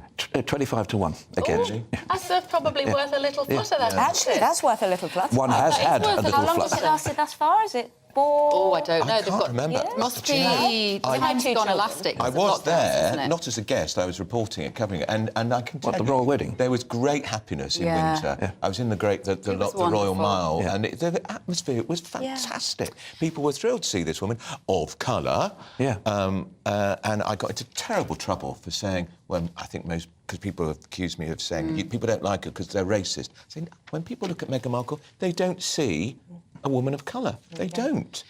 And I thought, that was particularly stark with that South African tour when she was talking to people who were desperately, desperately poor in sub-Saharan Africa, and there she is. And being abused and raped. And they were learning boxing, those girls, so they could defend themselves. Fair play to them, You remember that? Yeah, no, but I think your comments, I mean, it's like watching the Eurovision Song Contest and trying to see anyone who isn't, pure white. It's extraordinary. I love you just don't see people who... I love the Eurovision Song Contest. Do you know, I have to say, you've got to be the compare for that. I mean, you are so better. The last 2 years running. Well, there's a certain element of, may I say, schadenfreude. And I also love the fact the UK was second last because she's awful, that woman. She should not have been slagging off Britain if she was going to sing for UK. Well, can we not agree on everything, please? It's unhealthy. OK, let's talk about this story that's on the front page of the Mirror today about GB News' Anne Widdecombe, friend of the channel. Now, she's got into trouble for saying that people should not expect cheap food. Well, this is Anne Widdecombe's Marie Antoinette moment, isn't it? Let them eat brioche. I never actually saw her in that context, but I mean, I have to say she's making the comment that if you can't can't afford something, don't eat it. But, I mean, it comes across as crass, and it opens up 100 hard cheese puns, you know. Yeah. And it's, you know, why did she feel the need to say it? I simply don't understand. Well, they were discussing, it was Politics Live, they were discussing the price of food price inflation, which is on everybody's mind. Yeah. This is characteristically kind of trenchant stuff from Anne Widdecombe. I think it would have been fair enough if she was talking about caviar or fine wines, if she was saying, well, look, if you can't afford... She says, you can't afford a cheese sandwich, don't do the cheese sandwich, which is so Anne, it's just brilliant. But I think, actually, there's a more serious point. We're talking about basics here. We're talking about staple groceries. That's absolutely cheese, bread, milk, butter. Those prices have gone up to, in some cases, 100%. So these are really basic staples. There's a woman in the article in the Mirror talking about how she can't afford bread for her family. And, you know... It's gone up so much. Doubled in price. The average price now of the cost of making a cheese sarnie at home is apparently 40 pence. But obviously, you know, that's one sarnie.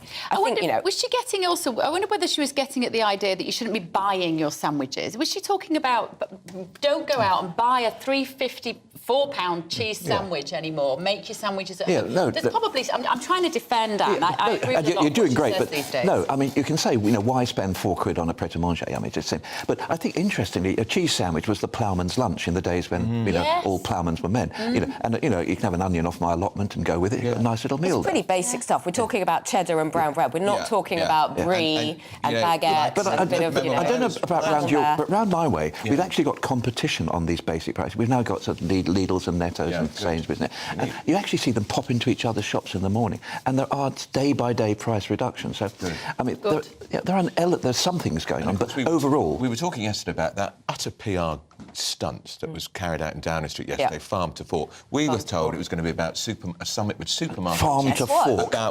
It was Rishi Sunak getting some selfies with the Clarkson's farm, Amazon Prime documentary, Diddly Squat. And actually was Diddly Squat. And there are real issues here. Agricultural issues and food price issues are the hard things that need to be tackled at the moment. And talk to Minette Batters. Talk to the National Farmers Union. Very disappointing. You know, and Fork Off would probably be... The thing is, they'd spun it so heavily, Number 10, that this was going to be a big, really important thing. Nothing was even And in the released Times, afterwards. even Downing Street insiders were saying it was basically a nothing. It was just a PR photo stunt. opportunity.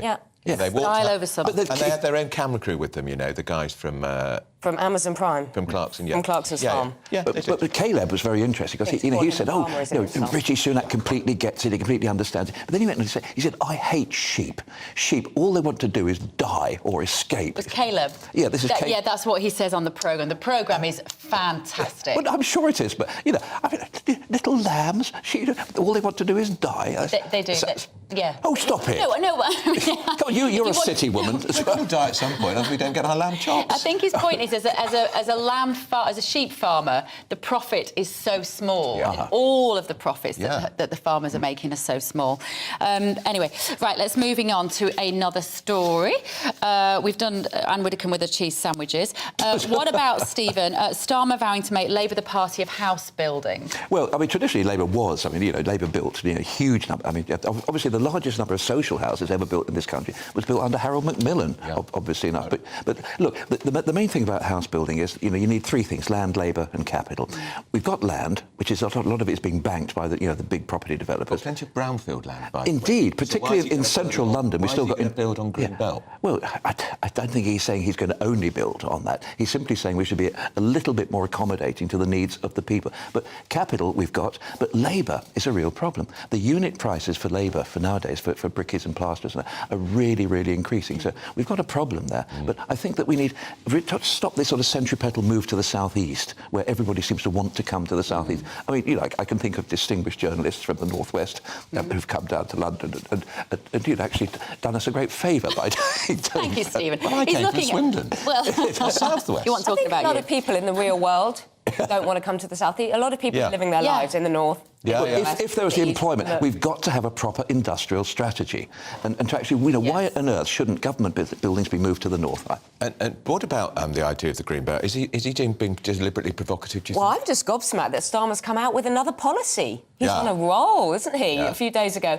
When will he U-turn on this one? A few days ago, he had a policy about giving EU migrants the vote and 16, 17-year-olds, and then sort of rode back on that one. No, he hasn't. So I'm just waiting for him to say he's changed his mind or he wasn't sure about this. What do you think, Stephen? No, Is he coming out with some policies? I know, it's dangerous. It's rather intoxicating. He is isn't it? risk-averse, this man. Yeah, well, he's a lawyer, but look, the thing about giving set people... Well, he wants to be the Prime Minister, so... Tony Blair was a lawyer. He wasn't risk-averse. He was fizzing with ideas when he was leader of the opposition. And he was extremely good when he was in Northern Ireland, so I worked with him there. Yeah. But look, the reality is, if we want to give the vote to people who pay taxes in this country, who have settled status in this country, what on earth is wrong with that? We give the vote at the moment to everybody. No other European country does it, so why should we? I'm sorry, Even at the before moment... we left the EU, we didn't have the vote in other European countries, and now we that did that actually. just makes no we sense give at votes to all. people from Cyprus, we give votes from people who are in the Commonwealth. Brits living in Germany, they don't get the vote in any single EU country, so why should we? They do, oddly enough, Brits in Germany do get the vote. He's trying to rig the election, and they don't. We need to move on. We need to move on. Get the votes for the London. People have got gold to sell. Right, we'll be returning to this in just a minute. We're going to continue our coverage as well of this once-in-a-generation rental revolution with Liam Halligan is going to be here as well. We love Liam. This is GB News, Britain's news channel. Hello there, I'm Greg Dewhurst and welcome to our latest GB News weather forecast. The day ahead looking fine and dry for many of us. We will see a little bit of rain across northern Scotland. In the sunshine, not feeling too bad. And through the rest of the week, high pressure generally holds on, keeping it largely dry, particularly England and Wales.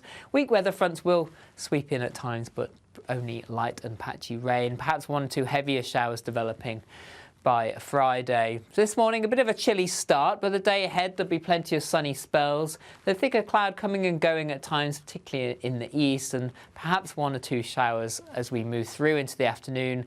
But most places staying dry and bright with some sunny spells, though thicker cloud will move in through the afternoon across northern parts of Scotland to give some patchy rain here.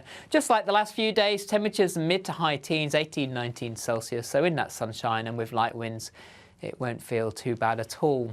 Through this evening, we'll see the cloud melt away. Any showers across England will disappear. Still some patchy rain across northern and eastern Scotland. Some light rain and drizzle over the hills, some hill fog possible. But otherwise, largely dry as we head into the end of Wednesday night and Thursday morning. But under any clear spells, temperatures just about dipping into single figures. So it means a fresh start to the day on Thursday, but a bright start, some sunny spells around. Just notice though, as we head through the morning and into the afternoon, thicker cloud starts to move into parts of Northern Ireland, northwest Scotland, some light rain and drizzle here. But for many, a fine day. Just again, the risk of a few showers developing over southern and eastern parts of England, perhaps the odd sharp one possible, but a beautiful feeling day for everyone. Temperatures mid to high teens, 18, 19, possibly locally 20 degrees, and the warm weather continues as we end the week into the weekend. Still the risk of a few showers, 1 or 2 heavy on Friday, but the weekend looking largely fine, just some rain in the far north and temperatures on the positive side. It's all about family, being in people's living rooms, all the interaction and getting to know who our viewers and listeners are. When I was young, my dad used to say, Nana, stop arguing. I wanted an outlet that would enable me to give my opinion. People are going through a really hard time right now, and I know that you don't feel like you're being listened to by the establishment. I came to GB News because it's the People's Channel, and I want the audience to have their say on the events of the day. We're dynamic. We do something different. Democracy shows that the wisdom of the nation is in its people. I get to travel to find out what the story is from a personal perspective. The British people aren't fools. We know when we're not being told the full story. We've got to work out how Britain moves forward from this. It's the best country in the world. The establishment had their chance. Now we're here to represent your views. Britain's watching. Britain's watching. Britain's watching. We're proud to be GB News, The People's Channel. Britain's news channel.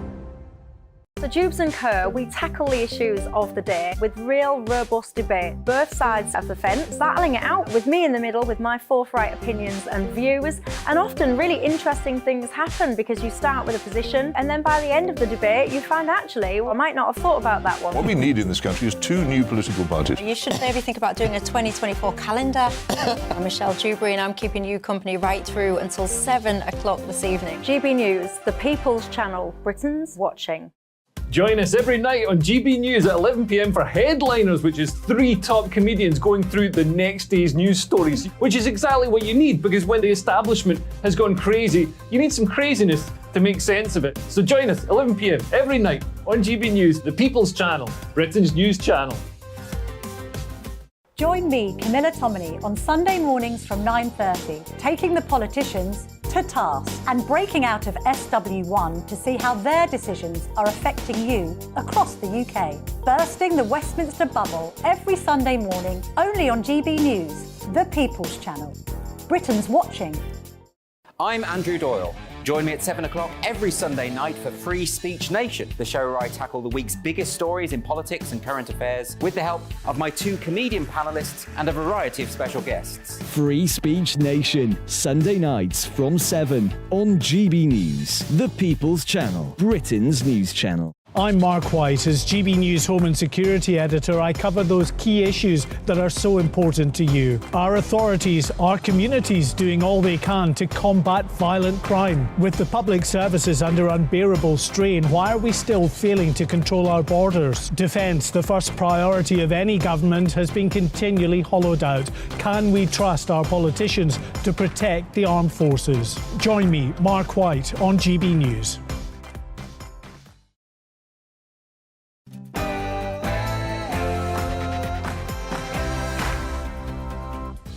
It's 11 o'clock on Wednesday, the 17th of May. This is To The Point on GB News with Andrew Pearce and Bev Turner. So, new rights for renters. The government unveils plans to protect tenants from what they call unscrupulous landlords and unfair evictions. We're not sure it's fair. So get this, among the new rights, you can now keep a pet in your rented property, whatever the landlord says.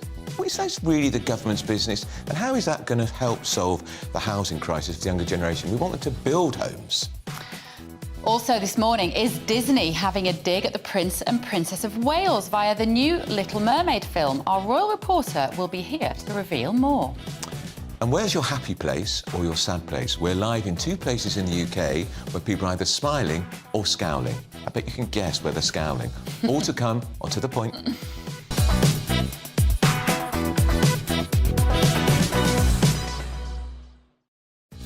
Let us know your thoughts on all our talking points this morning. gbviews@gbnews.uk is the email address. But first of all, here is the news with Rory.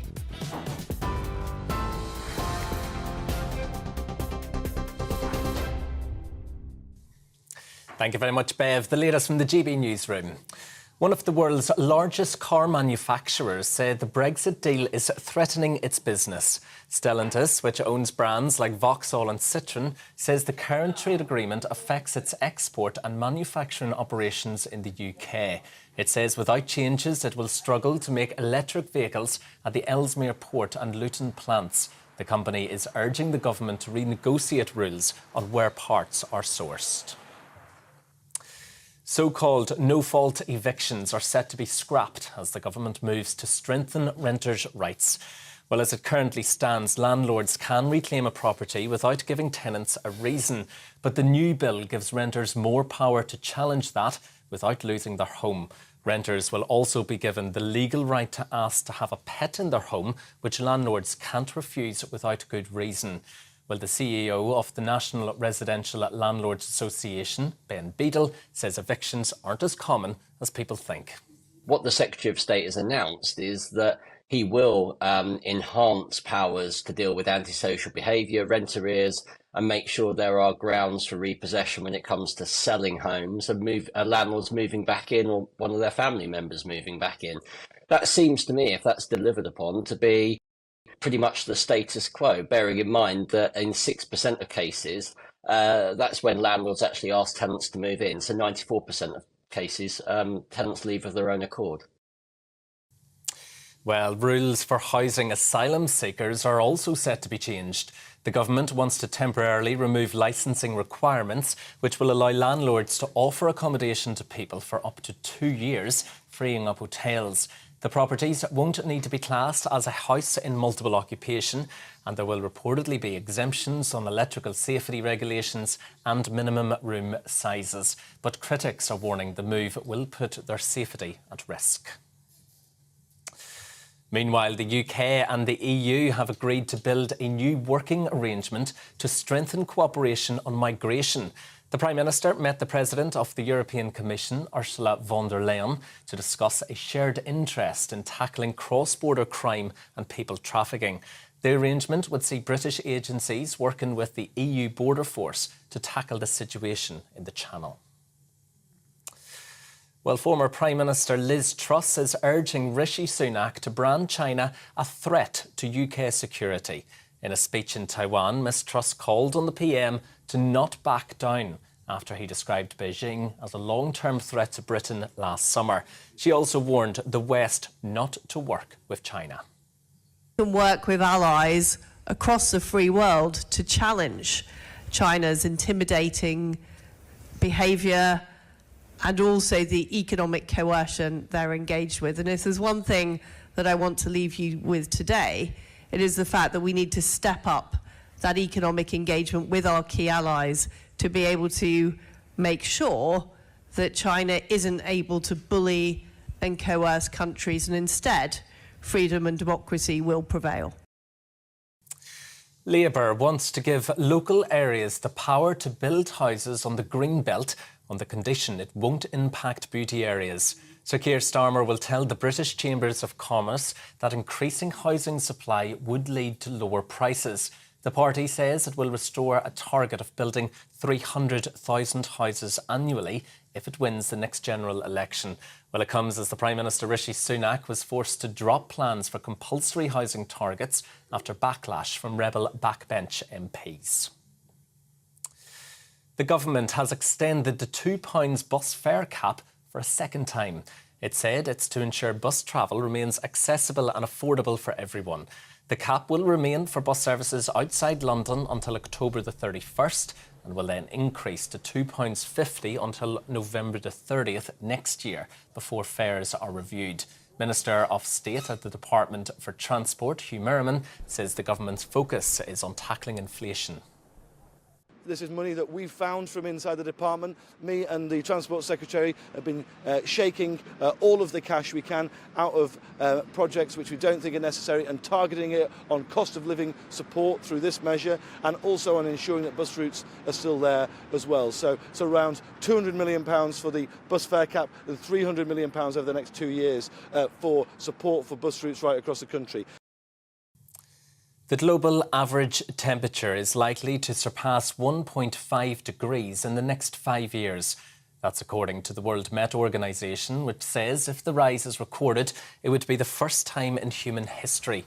The agency has warned there's a 98% chance of breaking the record for the hottest year during that period. It's also forecasting the Arctic will warm 3 times faster than the global average. The world's largest collection of Banksy artworks will go on display in London. The art of Banksy will feature more than 100 pieces and include recent work from the artist acknowledging the ongoing war in Ukraine. The exhibition will open on Regent Street in July. This is GB News. We'll bring you more as it happens. Now, though, back to Andrew and Bev.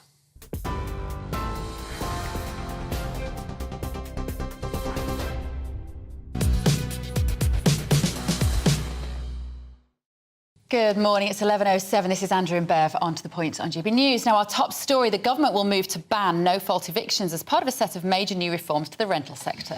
Now, this is a bill being brought forward by Levelling Up Secretary Michael Gove. Landlords will no longer be able to evict tenants without reason, but apparently they'll be handed more powers to remove antisocial ones, but they can't tell us what defines antisocial. So joining us for more on this is GB News' political editor, Darren McCaffrey. Good morning, Darren. What more do we know about the detail of this reform? Well, so this is the government's attempt, has been much talked about, hasn't it, to kind of effectively take on some rogue landlords. Now, Michael Gove, who is leading up this, has repeatedly said that the relationship between a landlord and a tenant is one of the most important relationships that you have. And there's some 11 million renters in England. Now, this does only apply to England, so viewers in Scotland, Wales and Northern Ireland should probably kind of look away now because it's not going to apply there. But the kind of 3 key tenets of it are, as you say, about trying to get rid of no-fault evictions, this idea that essentially you could be chucked out of your home for a reason that you've effectively not caused.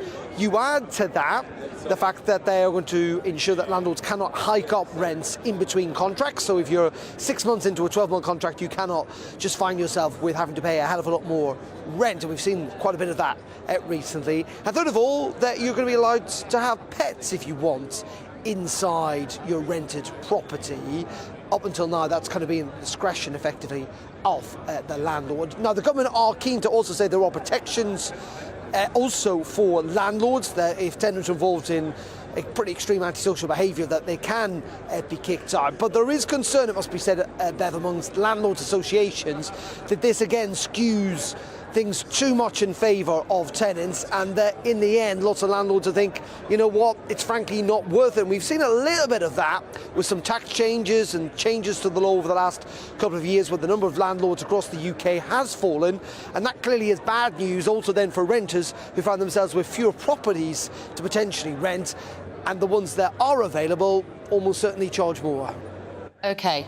Thank you very much, Darren. Darren McCaffrey there. Now let's get more analysis from our business and economics editor, Liam Halligan. Good morning, Liam. Morning, Bev. We've been talking about this on and off all morning, really, from 9:30, and how it just doesn't sit as a classic Conservative policy to put the power in the hands of the tenant as opposed to the homeowner.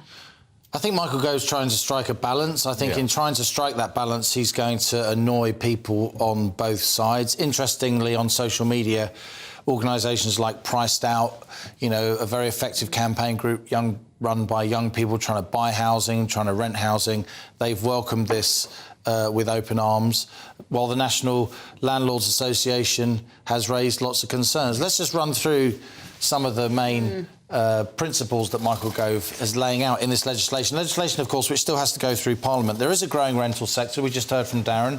It's doubled since 2002. We've now got 11 million people who rent about 20% of all households, and there are 2 million landlords, of course, and around half of those landlords only have one property. They're sort of accidental landlords. Yeah. And Michael Gove says he wants a new deal with fairness at its heart. So what does that new deal look like? The main measures are this ban on no-fault evictions.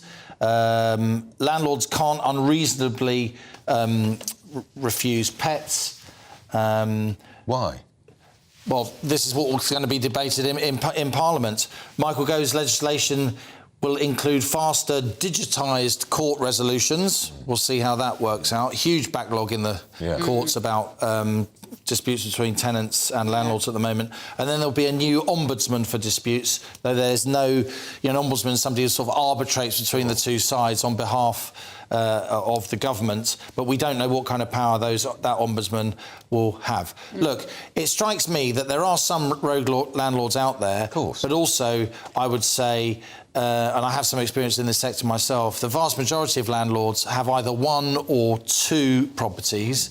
Only 15% of landlords have more than 3 properties, and most landlords are couples who are using a house they previously owned. They didn't sell it because they'd rather save via bricks and mortar than in pensions, given what's been happening to interest rates and financial markets and the turmoil after 2008. The sort of people the Tory party used to laud. That's right. On the other hand, Andrew, as you know, I've written extensively in this area. The party that really tackles the housing crisis, particularly for the younger generation, and, increasingly older people, parents and grandparents who are seeing their kids struggling in the way that they didn't to own their own house, that party will win successive general elections and will deserve to. But my contention is this. The real issue with the private rental market isn't a few rogue landlords. The law is already there. The book is already there that you can throw at them if the court system worked better. The point is there just aren't enough houses to rent. The supply side of the housing market has been constricted. There are lots of planning permissions there, but they're not being built out because big house builders don't want to build them out. They want to have a go slow to keep prices high. There's endless amounts of so-called greenbelt urban scrub in the middle of cities that could be developed as rental accommodation.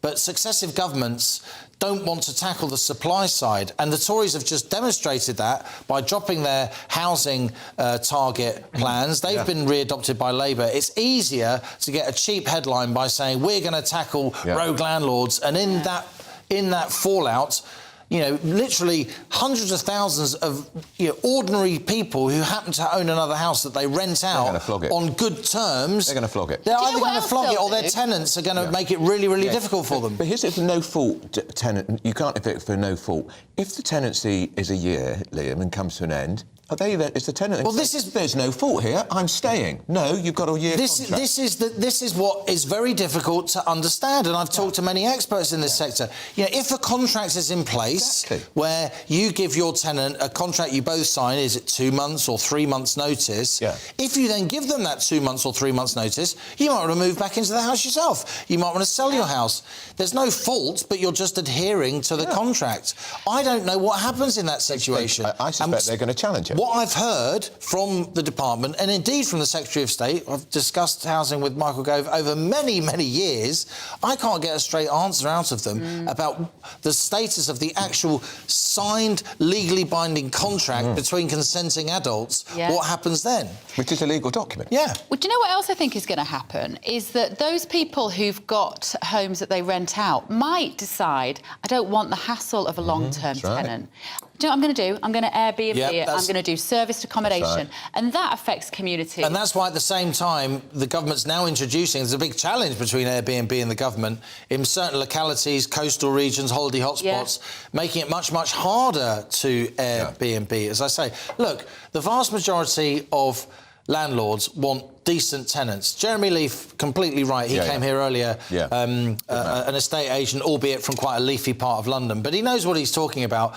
Most landlords know they could get more money, particularly in cities, than they currently get, but they'd rather get a bit less money and have solid tenants and have good relations between them. My concern is, a bit like when people split up in life, once you start going legal, once you start throwing the book at each other, then goodwill can go out the window, and that's the danger here with this legislation. On properties, I was walking around a high street recently the other day, loads of shops empty. I keep reading, what we're going to do with the empty shops? We're going to turn them into flats and homes. It's not happening, Liam. It's not happening. I think that should happen in certain localities. Look, a big problem we have in the UK is, and as Darren rightly said, this legislation only applies to England. We should definitely make that clear for now. But a big problem we have in the UK is that our great cities are actually very low density. If you go to European cities, 5, 6, 7 floor apartment buildings are the order of the day. They're fantastic places to live. Many people would love to live in them, but we just don't have those kind of houses in the UK. We either have some pretty tawdry tower blocks in some cases that were built in the 60s and 70s, often as social housing, or we have very low-rise accommodation. So I think we need to completely change the supply side. I've been writing about that for many years, but the trouble is that means taking on vested interest. That means taking on the landowners, the big property companies, the big developers who donate, frankly, millions of pounds a year to both parties. That's why we've got this crazy status quo, and politicians still keep doing things that are ultimately counterproductive, like clamping down on decent landlords, as is happening here, and also, help to buy, juicing up the supply side, so prices go up with the same fixed stock of housing, making it difficult for the vast majority of people who can't access Help to Buy. Can I just ask you, Liam, because we've talked about farming often on this show with you, and about the state and the challenges that farmers face. What did you make of the Farm to Fork conference, a little get-together with the hay bales in Downing Street yesterday? Well, I was advising the government from this chair months ago, get the big food retailers in, make them walk up Downing Street and let people know that you're actually keeping an eye on what's happening. I do think there is undue food price inflation. We're still at 19.2% food price inflation, even though the wholesale food prices have been falling for the last year. So I do think there is a lack of competition here. Of course, the supermarkets will say, we compete all the time. Yeah, they compete on certain things like bread and milk that attracts the attention of journalists. But the real issue, I think, is that it's farmers who get squeezed. Farm gate prices have been falling as food prices in the shops have been going up. And that's the real issue. Again, it's the structure of the market, it's competitiveness, it's the fact that you have very, very big dominant companies. The UK economy is meant to be competitive, but in so many sectors, from food to house building, telecoms, there are really big companies that dominate, and I think that ultimately leads to a bad deal for small suppliers and consumers. And not a single supermarket walked into Downing Street. It was just a cosy chat with a couple of blokes from Jeremy Clarkson's farm. Yeah. PR exercise. I agree. It was a missed opportunity. And there's little that's more politically sensitive than the price of energy, the price of food, and housing. And it's really interesting that all three, they're the big three of politics. They're the things that really matter to people, and history shows people get really angry when any of those three things aren't right. Well, at the moment, all three of those big political headings are in play with this government, and it's no wonder there's so much nervousness on the backbenches. Yeah. It's no wonder the Tories are holding sort of, unofficial conferences trying to redefine their philosophy, calling, if not for a change of leader, then certainly a big direction in policy. Yeah. A strategy, a vision. An ideology. Just a tell vision. us. Because, of course, it was very clever comms. Yeah. By number 10. Very clever. We've run out of time, Liam. So what about the ties? Is that right? Your tie's a lot better today. Yeah, Andrew was quite happy about that. Yesterday. It was sort of disappeared. It was a rather bland shirt as well. Must do better. Yes. Fashion Advice with Andrew Pearce and Liam Halligan. You can get it every morning here at about 11 o'clock. Now, still to come, Prince Harry's been told by the Home Office the police are not for hire. More on that in just a moment. I joined GB News because I was sick and tired of not hearing my views being represented, not just mine, but so many people that I knew and spoke to. I just couldn't get my voice out there. I couldn't say anything. I couldn't do anything. Whatever the narrative was, I kind of had to follow it. GB News is there to provide a voice for those who have been ignored by the establishment media. We think different things, we've got a different style. GB News is here to be optimistic and positive about the future. It's real kind of dynamic and flowing, with the audience very much at the heart of it, like a big family. Here at GB News, we talk about the things that matter to you. Hearing the voices from right across our towns and cities, especially our towns. All sides of the argument represented with a heavy dose of opinion. We're on a mission here to make a difference. And the GB News family really is here for you, and whatever time of day you can watch or listen. Britain's watching. Britain's watching. We're proud to be GB News. The People's Channel. Britain's news channel. Westminster is going around in ever-decreasing circles, followed by the media. Britain is broken. How on earth did we get into this mess? But more importantly, how do we get out of it? Join me at 7 p.m, Mondays to Thursdays on Farage, here on GB News. We will have open, rational debate. We've got to work out how Britain moves forward from this. Join us here on GB News, the People's Channel. Britain is watching. You've probably seen politicians interviewed 1,000 times, but we do it differently. We find out who they really are, we don't shout, we chat, and hopefully we bring a bit of light, not just heat. Did you know Kate Moss? Apparently. Do you have a pair of jeans or a pair of jeans? No, of course I don't. What would I do with them? My friends are like, oh my God, what's she doing now? Join me every Sunday at 6 for Gloria Meets, only on GB News, the People's Channel, Britain's news channel. I'm Simon Evans. Join me on GB News for Headliners at 11 p.m. What's the scoop? I'll be joined by two of the country's top comedians. That's right. As we take a look at tomorrow's newspapers tonight. We're going to get into trouble. If it's a big story, we'll be covering it. Spill some tea on him. There we go. But we'll also have some fun. I wouldn't stick up a bank.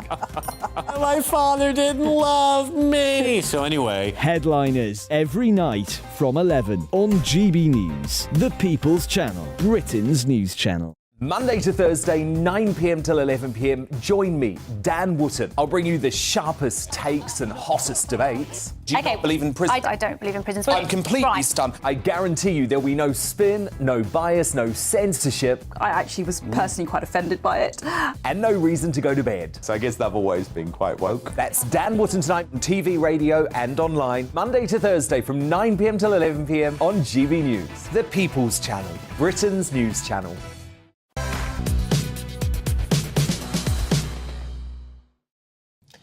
It's 11:23. It's you're with Andrew Pearce and Bev Turner on GB News to the Point. We've got Cameron Walker in the studio with us, our fabulous royal correspondent. Prince Harry's in court again. I'm exhausted. How many is What's this this? about? This is 5 court cases ongoing involving the Duke of Sussex. What's this one? Yeah, absolutely. I mean, this one is about it's basically about the Home Office not allowing him to pay for his own police protection. Prince Harry says he is entitled to be allowed to pay privately for Metropolitan Police protection following him stepping back, armed protection following him stepping back as a working member of the royal family in 2020.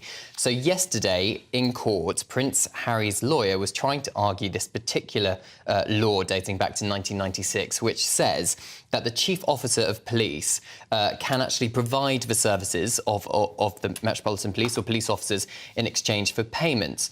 But what the Home Office lawyer was arguing yesterday is this isn't about policing at a football match or, you know, crowd control at a marathon. This is about a private individual paying privately or wanting to pay privately for police protection. And actually, a separate lawyer for the Metropolitan Police yesterday was saying that police officers put themselves in unique risk. They are literally putting themselves in the line of fire, risking their own lives. And it's up to the Home Office to decide whether or not a police officer risking their life is within the public interest. And the lawyer was essentially saying that for a police officer to expose their life, put themselves in line of fire, should be in the public interest and not because of a private individual who has paid the police service for protection, if that makes sense. But the point is, though, Cameron, at the coronation, he was in Frogmore Cottage. He was part of the Royal Protection Squad looked after him. And when he went scooting off to Heathrow Airport at great speed after the coronation so he could get back for Archie's 4th birthday, like Archie's going to remember, he had not only a police... He had a police motorbike driving ahead of him. Yeah. So to stop the traffic. And the night before, he stayed in Frogmore Cottage on the guarded perimeter Windsor estate. And then, of course, within Westminster Abbey, he also had the protection of the police. That was all paid for by the taxpayer? It was, and when you look back to September 2022 for the Queen's funeral, it was a very similar situation. But clearly Prince Harry feels that times when it's not a matter of state, he is entitled to be able to have... Like when he comes here for court cases, which there are many. Well, perhaps that would be his argument, yes.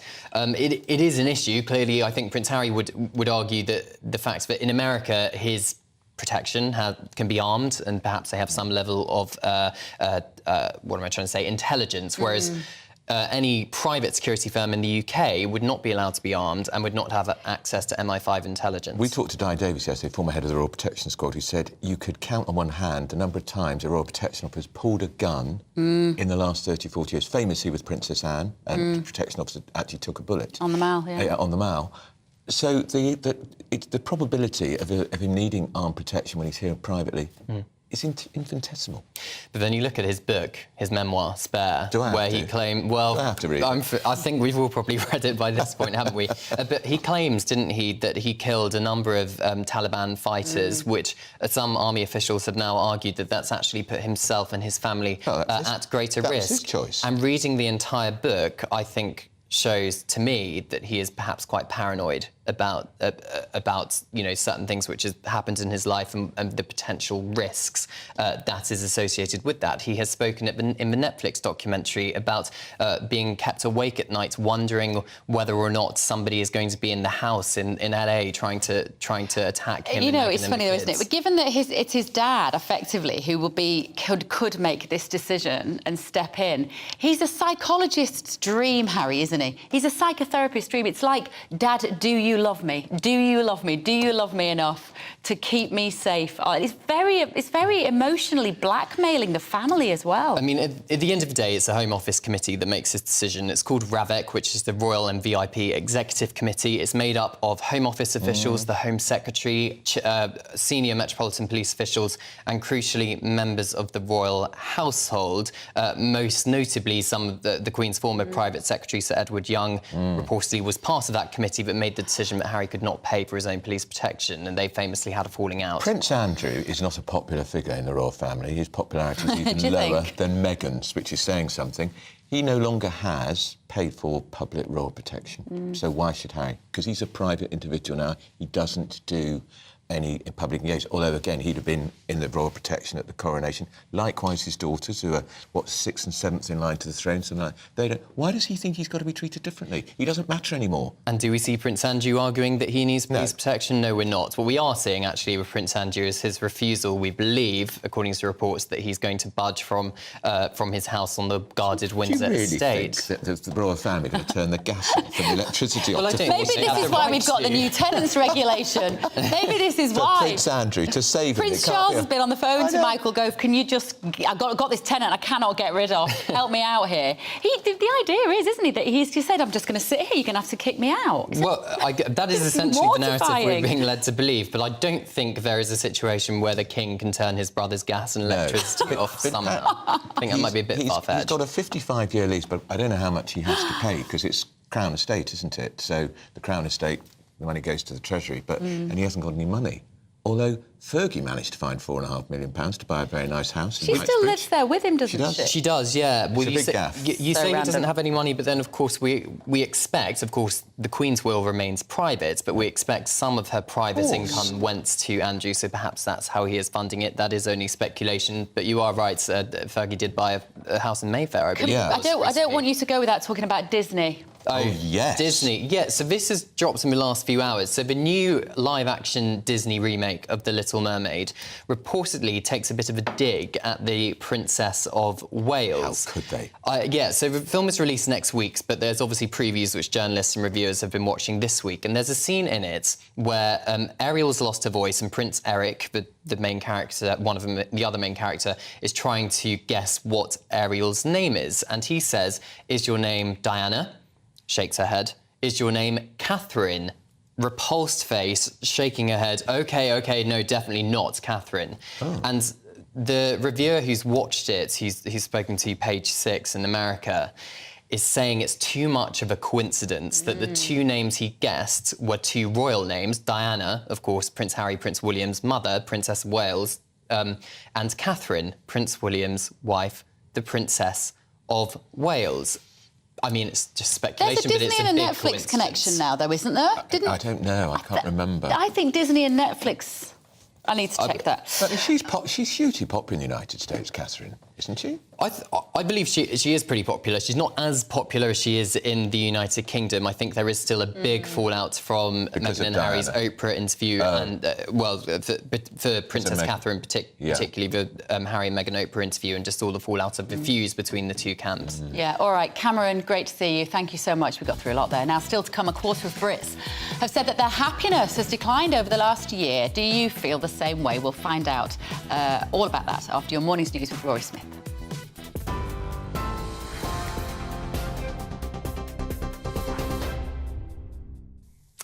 Thank you very much, Bev. The latest from the GB newsroom. We're going to start with some breaking news in the last few minutes. And 34-year-old Marcus Osborne has been charged with the murders of two people in Huddersfield. 27-year-old Katie Higton and Stephen Hartnett, who was 25, were both found at a house with multiple injuries. We'll bring you more on that as we get it. Well, in other news this afternoon, Stellantis, which owns brands like Vauxhall and Citroën, says the current Brexit deal is threatening its export and manufacturing operations in the UK. It says without changes, it will also struggle to honour a commitment to make electric vehicles at the Ellesmere Port and Luton plants. The company's urging the government to renegotiate rules on where parts are sourced. So-called no-fault evictions are set to be scrapped as the government moves to strengthen renters' rights. Well, as it currently stands, landlords can reclaim a property without giving tenants a reason. But the new bill gives renters more power to challenge that without losing their home. Renters will also be given the legal right to ask to have a pet in their home, which landlords can't refuse without good reason. Rules for housing asylum seekers are also set to be changed. The government wants to temporarily remove licensing requirements, which will allow landlords to offer accommodation to people for up to 2 years, freeing up hotels. There will reportedly be property exemptions on electrical safety regulations and minimum room sizes as well. But critics warn the move will put their safety at risk. Former Prime Minister Liz Truss is urging Rishi Sunak to brand China a threat to UK security. In a speech in Taiwan, Ms Truss called on the PM to not back down after he described Beijing as a long-term threat to Britain last summer. She also warned the West not to work with China. TV, online, DAB digital and on TuneIn Radio, this is GB News.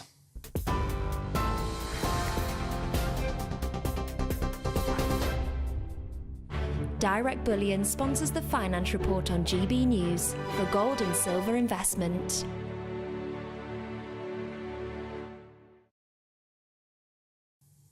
All right, let's take a wee look at today's markets. The pound will buy you $1.2440 and €1.1488 euros. The price of gold, that's sitting at £1,596 and 54 pence per ounce.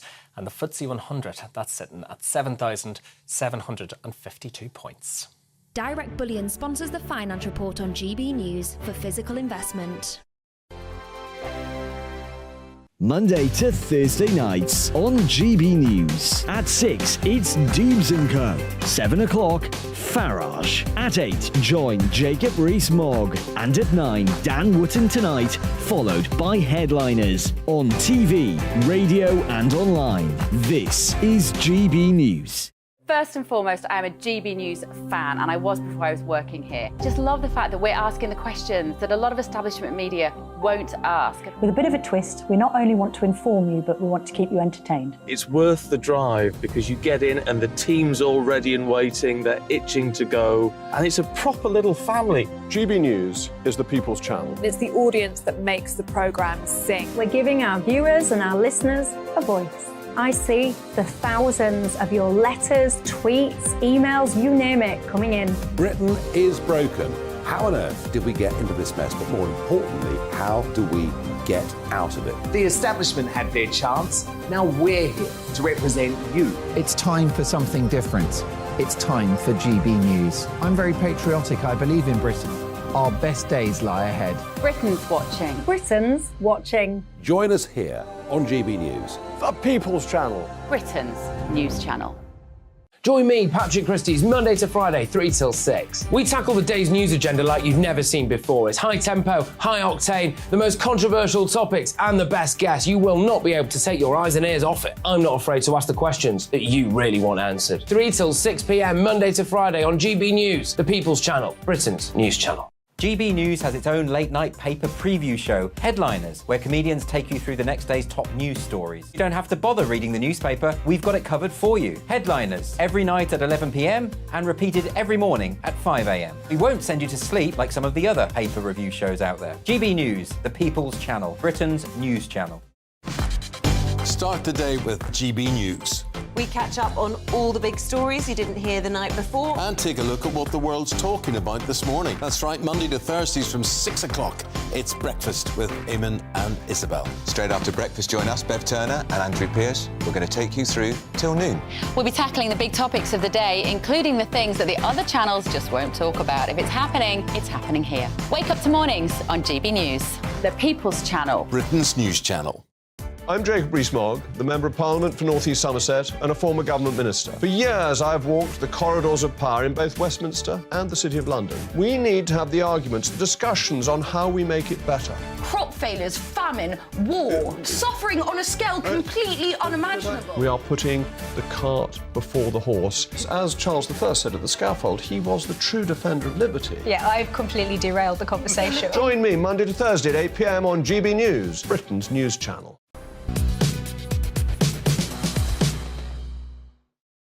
Good morning. It's 10:37. 11:37 even. 11:30, yes, it is actually. It's flying by. Oh, you're enjoying yourself? Yeah, it's PMQs this morning as well, so we've got a slightly shorter show. But are you feeling happier than this time last year? A new survey's revealed that nationally, a quarter of Brits say their happiness declined over the last year, with the biggest drop, 36% in London. That's the mayor's fault, Sadiq Khan. Yeah, on the flip side, just 17% said they felt less happy in the West Midlands. So we sent our reporters to find out more. Paul Hawkins is in London. Are you feeling grumpy, Paul? I know why people in London aren't happy. You can't get anywhere. Everything's too expensive and nothing works.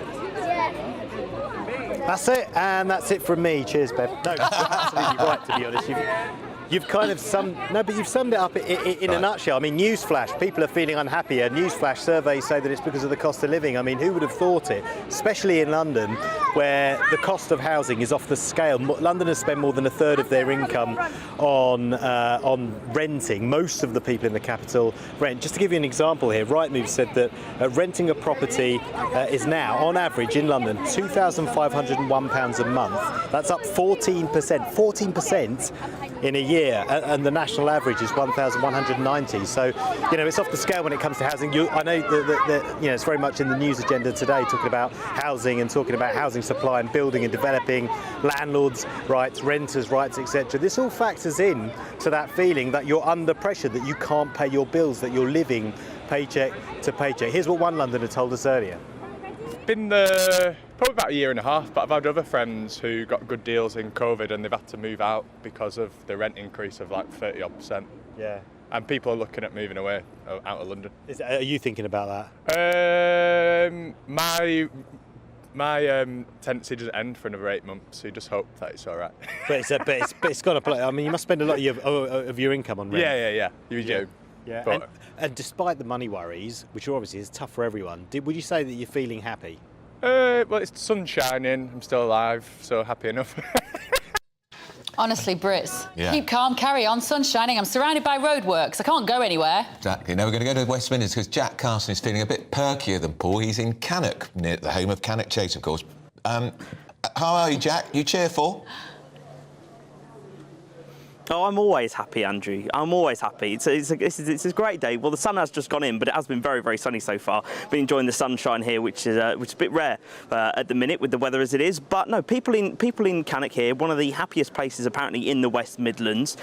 These figures that we've got today are about how unhappy people are. This comes from the Health, Wealth and Happiness Index, and it meant that apparently unhappiness levels are at their highest level since the pandemic, which is quite something. But of course, as Paul was talking there about house prices, here in the West Midlands it is a different picture. It's a different story, because as you get further away from London you have more reasonable house prices. People are able to get on the housing ladder a little bit more easier, and here's what a few people that I've been speaking to in Cannock today say why they're happy. I don't know, I think there's just lots to do. I mean, Birmingham's gone through a massive regeneration time recently, hasn't it? We're local to here. We've got a lovely area called Cannock Chase, so just miles and miles of countryside. I'm really happy. I think ever since I've been on HRT the last 3 years, I'm even more happier. There's a lot of greasy food. People seem to enjoy that. I think it's a camaraderie of people getting into cafes. I've lived here all my life, to be honest with you. I've only been around for 27 years and I've enjoyed it. It's just the people. I mean, you can accidentally bump into someone and say, don't worry about it, it's okay. You know what I mean? It's just a nice little area to live in. Well, thank you both very much. Down in the South Midlands, it does make sort of sense. Thank you, Paul and Jack there. Yeah. I'm not as happy as Stephen Pound. Yeah, you're flipping Labour mayor's why we're all miserable in London with his stupid ultra-low emission zone. Knife crime, record high. 150 young men stabbed to death since he became mayor. That's not the reason why you're miserable. Nothing works in You're London. miserable. Nothing works. Roadworks everywhere. Nothing works. I speak as a Londoner, Yeah. and Sadiq Khan has ruined London. Quite right. Well, hang on a second. I rolled down your let the street. lady speak. You can barely drive into your own street, That's right. let alone drive around. And he's increasing pollution and he's increasing traffic, Absolutely not reducing it. You talk to cabbies, they're in despair. They are. Anyone. Look, when did you last meet a cheerful cabbie? Because when he takes his dog for a walk, he goes in a little they're all convoy of 3 driven cars. around privately. Because he's a security risk. Andrew, I purred in on the Elizabeth line today, which is one of the most beautiful, Nothing to do with magnificent. him. I'm sorry. It is Nothing to do with It's it. the one It's thing we TfL. have to 3 million celebrate. people a day. Commissioned on his watch. It was delivered on his watch. Nothing works. Late. So When it was still delivered. Late. I'm Hounslow Council, just down the road from where you live. Our verges at the moment are like knee-high with grass, so no one's mowed any pavements. Well, at least we've got a bit of grass. I'm Islington and Hackney borders, and all the roads are just dug up. They dig them up. Yeah. I was there I'm sorry. Absolutely. This is no mow May. I mean, this is a deliberate policy. No mow May is to encourage the birds to actually eat the... Is that right? Yes. Oh, what Don't an believe absolute him. cop-out. Don't believe him. He's making it up. Trust me, I used to be a politician. No Stephen, mow we May. don't trust you because you were a politician. That's why we don't trust you. Talking of politicians, let's, Stephen, turn to this Iceland Sunak. That's the Icelandic for it. just tapping into my high A summit at the supermarket. That would be significant. It was could be the booze up at B-Jabs. And Sunak, that's what I was sort of falling over. Sunak was telling European judges, stop meddling in our plans to fly illegal migrants to Rwanda. I'm sorry, this is absolute admission of failure on Sunak's part and the government's part. They have absolutely lost control because the Home Office will simply not do the job it's supposed to do. It's absolutely ridiculous, the idea that somebody comes here, that they're not processed here, instead of which they have to wait 18 months for the Home Office to actually sort it out before the deportation can take place. I'm afraid I have to agree with you. Absolutely barking mad. We should actually be... Stephen, I can't bear it. I'm having to agree with you. Yeah. I can't bear it. Well, I'll go now, shall I? Yeah, I just should be disagreeing with you, but you're right. The Home Office is utterly incompetent. I mean, every Home Secretary I've known, and I've known quite a few, have just said they can hardly sleep at night knowing that somebody somewhere in the Home Office is either doing something to destroy their career or doing nothing, which will also destroy their career. Emma, is this just another one of those headline-grabbing things where Rishi Sunak stands at a lectern and says, we need to solve immigration and it's not my fault, it's your fault, and it is his fault? Good way of blaming everyone else, isn't it? Especially blaming the rest of Europe. I mean, they're completely hamstrung. Suella Braverman came out of Downing Street yesterday saying, well, basically, the rest of the cabinet, they can't get anything through. They're blocking everything she It's tries. not just her, it's Priti Patel, it's all the previous Home Secretaries, as Stephen says. I hate to agree with him. And we should forget who was a very long-serving Home Secretary, Theresa May, and her wretched modern slavery bill is one of the problems now. Do you know one of the problems with the modern slavery? Seriously, it's slightly tangential, but my wife's a magistrate, and she says now the number of young kids who get done for dealing drugs that say, oh no, it's modern slavery. This is people who are born in this country who they say they've been coerced into county lines, and is that right? That is now the most common defence for what we call county lines. To people who were with May at the time when they were drawing it up, they said they had no idea of the unforeseen, unintended consequences. It's flawed, and they've got to fix it. How interesting. Right, Emma, this, I think, ladies and gentlemen, we have a good news story. Something that we're doing well. I don't believe it. Good old Sadiq Finally Khan. got to it. Good news. And I'm really proud of this story. I think Go on, it's great. tell us what it is. Front page of the... I hope it's the one you're talking about. Yes. Front page of the Times. Yeah. English pupils have gone from 8th in the International League for reading to 4th. We beat all of Europe and Russia. But we still can't read Roald We Dahl. are just behind Singapore, Hong Kong, and we're just behind Russia. Why is it that we've done so well here? Because it is great news. It's strange. We've gone up during the pandemic, even though lots of children were at home. Apparently, children started reading more in the pandemic. Not so good is that girls have slightly dropped in the league, so that attainment gap is narrowing between girls and boys. Girls always do better, but that attainment gap has narrowed. But we are doing really well in this country, and that is something to celebrate, because we're always hearing, disadvantaged pupils, literacy standards are on the floor, problems with schools, lots of schools closing, all of that. But actually, this is great, and I think we should let's just encourage our children to read. My 2-year-old, he's not allowed anywhere near my phone screens, no television at home, no YouTube, nothing, no cartoons, nothing. And he loves reading, and he's excited about books, and I take him to libraries. You can get children excited about books. We can't have this story, Emma, without talking about the fact that you are a descendant of the great Virginia Woolf. Yeah. Virginia is my great aunt, my father's aunt, and I mean, I'm a writer too. How lovely that and her, of course, her famous book was A Room of One's Own, about £200 a year and to a room of your own. That's all you need. Do you know she used to live next door to my grandfather? That's in Rodmell in Sussex. They live next door to each other. Yeah. But she'd be rather proud, wouldn't she? She would be so. Not being proud of living next door to my granddad. But I mean, books were her life. But in the Woolf family, books are our life. We never... How important is it, in your view, Emma, that children read them in books and not on an iPad or a phone? No, the minute you're on a screen, you're scrolling and you get distracted by lots of different things. I really think it's a lovely thing to see your toddler pulling off books out of his bookshelf, toddling over to the table and talking about the library. And why can't I have that book? And I had to explain the other day that book's gone back to the library because another child's reading it. Just the concept of books, I think, is quite novel. I had my nose in a book the whole time when I was a child. I was hopeless at playing. I'm sorry. At the library. After school, we went to the library as a kind of place to be. Yeah, we all went flying down to the Fulham Library. Every year they used to publish the Index Librarium, the ones that the banned books that you weren't allowed to read as Catholic schoolboys. Well, we all went flying down to the library. This was on that list, but I still read it, and I got caught with it in school, got into big trouble. Well, your Irish relatives would be ashamed of you. But you see, but hang on a second, bucket of cold water over this. How on earth do they get this data? Because they're now saying that Russia is... How on earth do they know that Russian kids are reading more than kids in America and other countries? Well, they did a survey and they do... So who decided they ring people up in Russia and say, are you reading a book? And he gave them accurate indication 100%. figures. Stephen, would you let Emma answer? No. I'm agreeing. It's just a sample size of kids, and they see how they're doing with books. Yeah. So Well, I think it is. Look, it is great to have. This is great news. Well, it is. I still want to know where they get the data from. I mean, my son, God love him, I think he read a book called Billy's Magic Boots when he was about 9, and he didn't read anything else. Well, this is but I think we go in fits and stages in our lives, don't we, as reading? Because we read a lot. My mum and dad still have all the books that we were read to when we were little, like the Berenstain, those ones, and the Bears. Yeah, the Berenstain Bears. Thank you, and all the Cat in the Hat of Dr. Seuss, and all those the originals. I'm sorry, I had sixth form at Mallory Towers. But you do go, and it's Angela now, Brazil. But since we've all got mobile phones, I definitely read less. Oh, I still read books. I Do never you? read anything online. No, I don't. I've got a Kindle. I don't use it. I No. want books. Yeah, I want to take them out of the absolutely. bookshelf, and I try and do an hour, even however busy life is.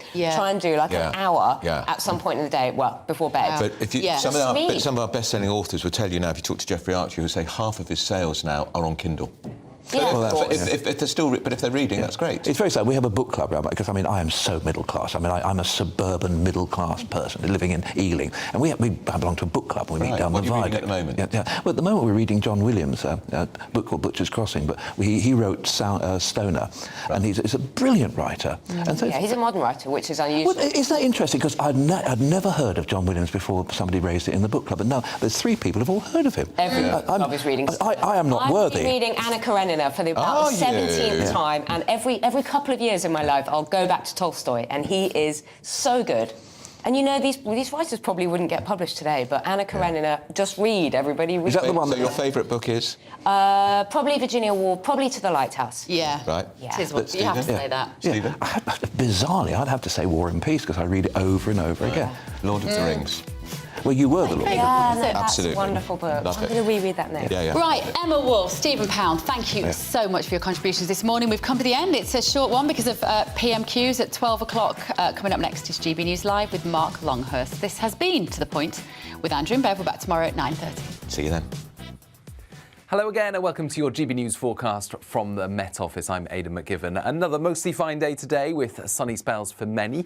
Rain for some, but much of the rain limited to the far north and northwest of Scotland as some weather fronts move in over the top of an area of high pressure, and it's that high pressure that is leading to a lot of fine weather elsewhere across the UK, with some decent spells of sunshine, but areas of cloud will build.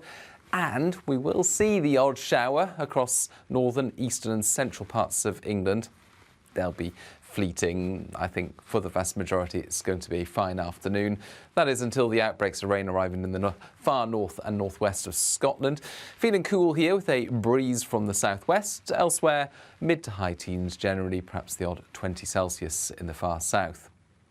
Any showers in the south tend to disappear into the evening and then clear spells for many. Thicker cloud for Scotland, Northern Ireland, northern and western parts of England. So a milder night on the whole, but where we do see some clear spells in the south, temperatures dipping into the single figures and in some shelter spots, low single figures in the far south. Otherwise, it's 10, 11 Celsius.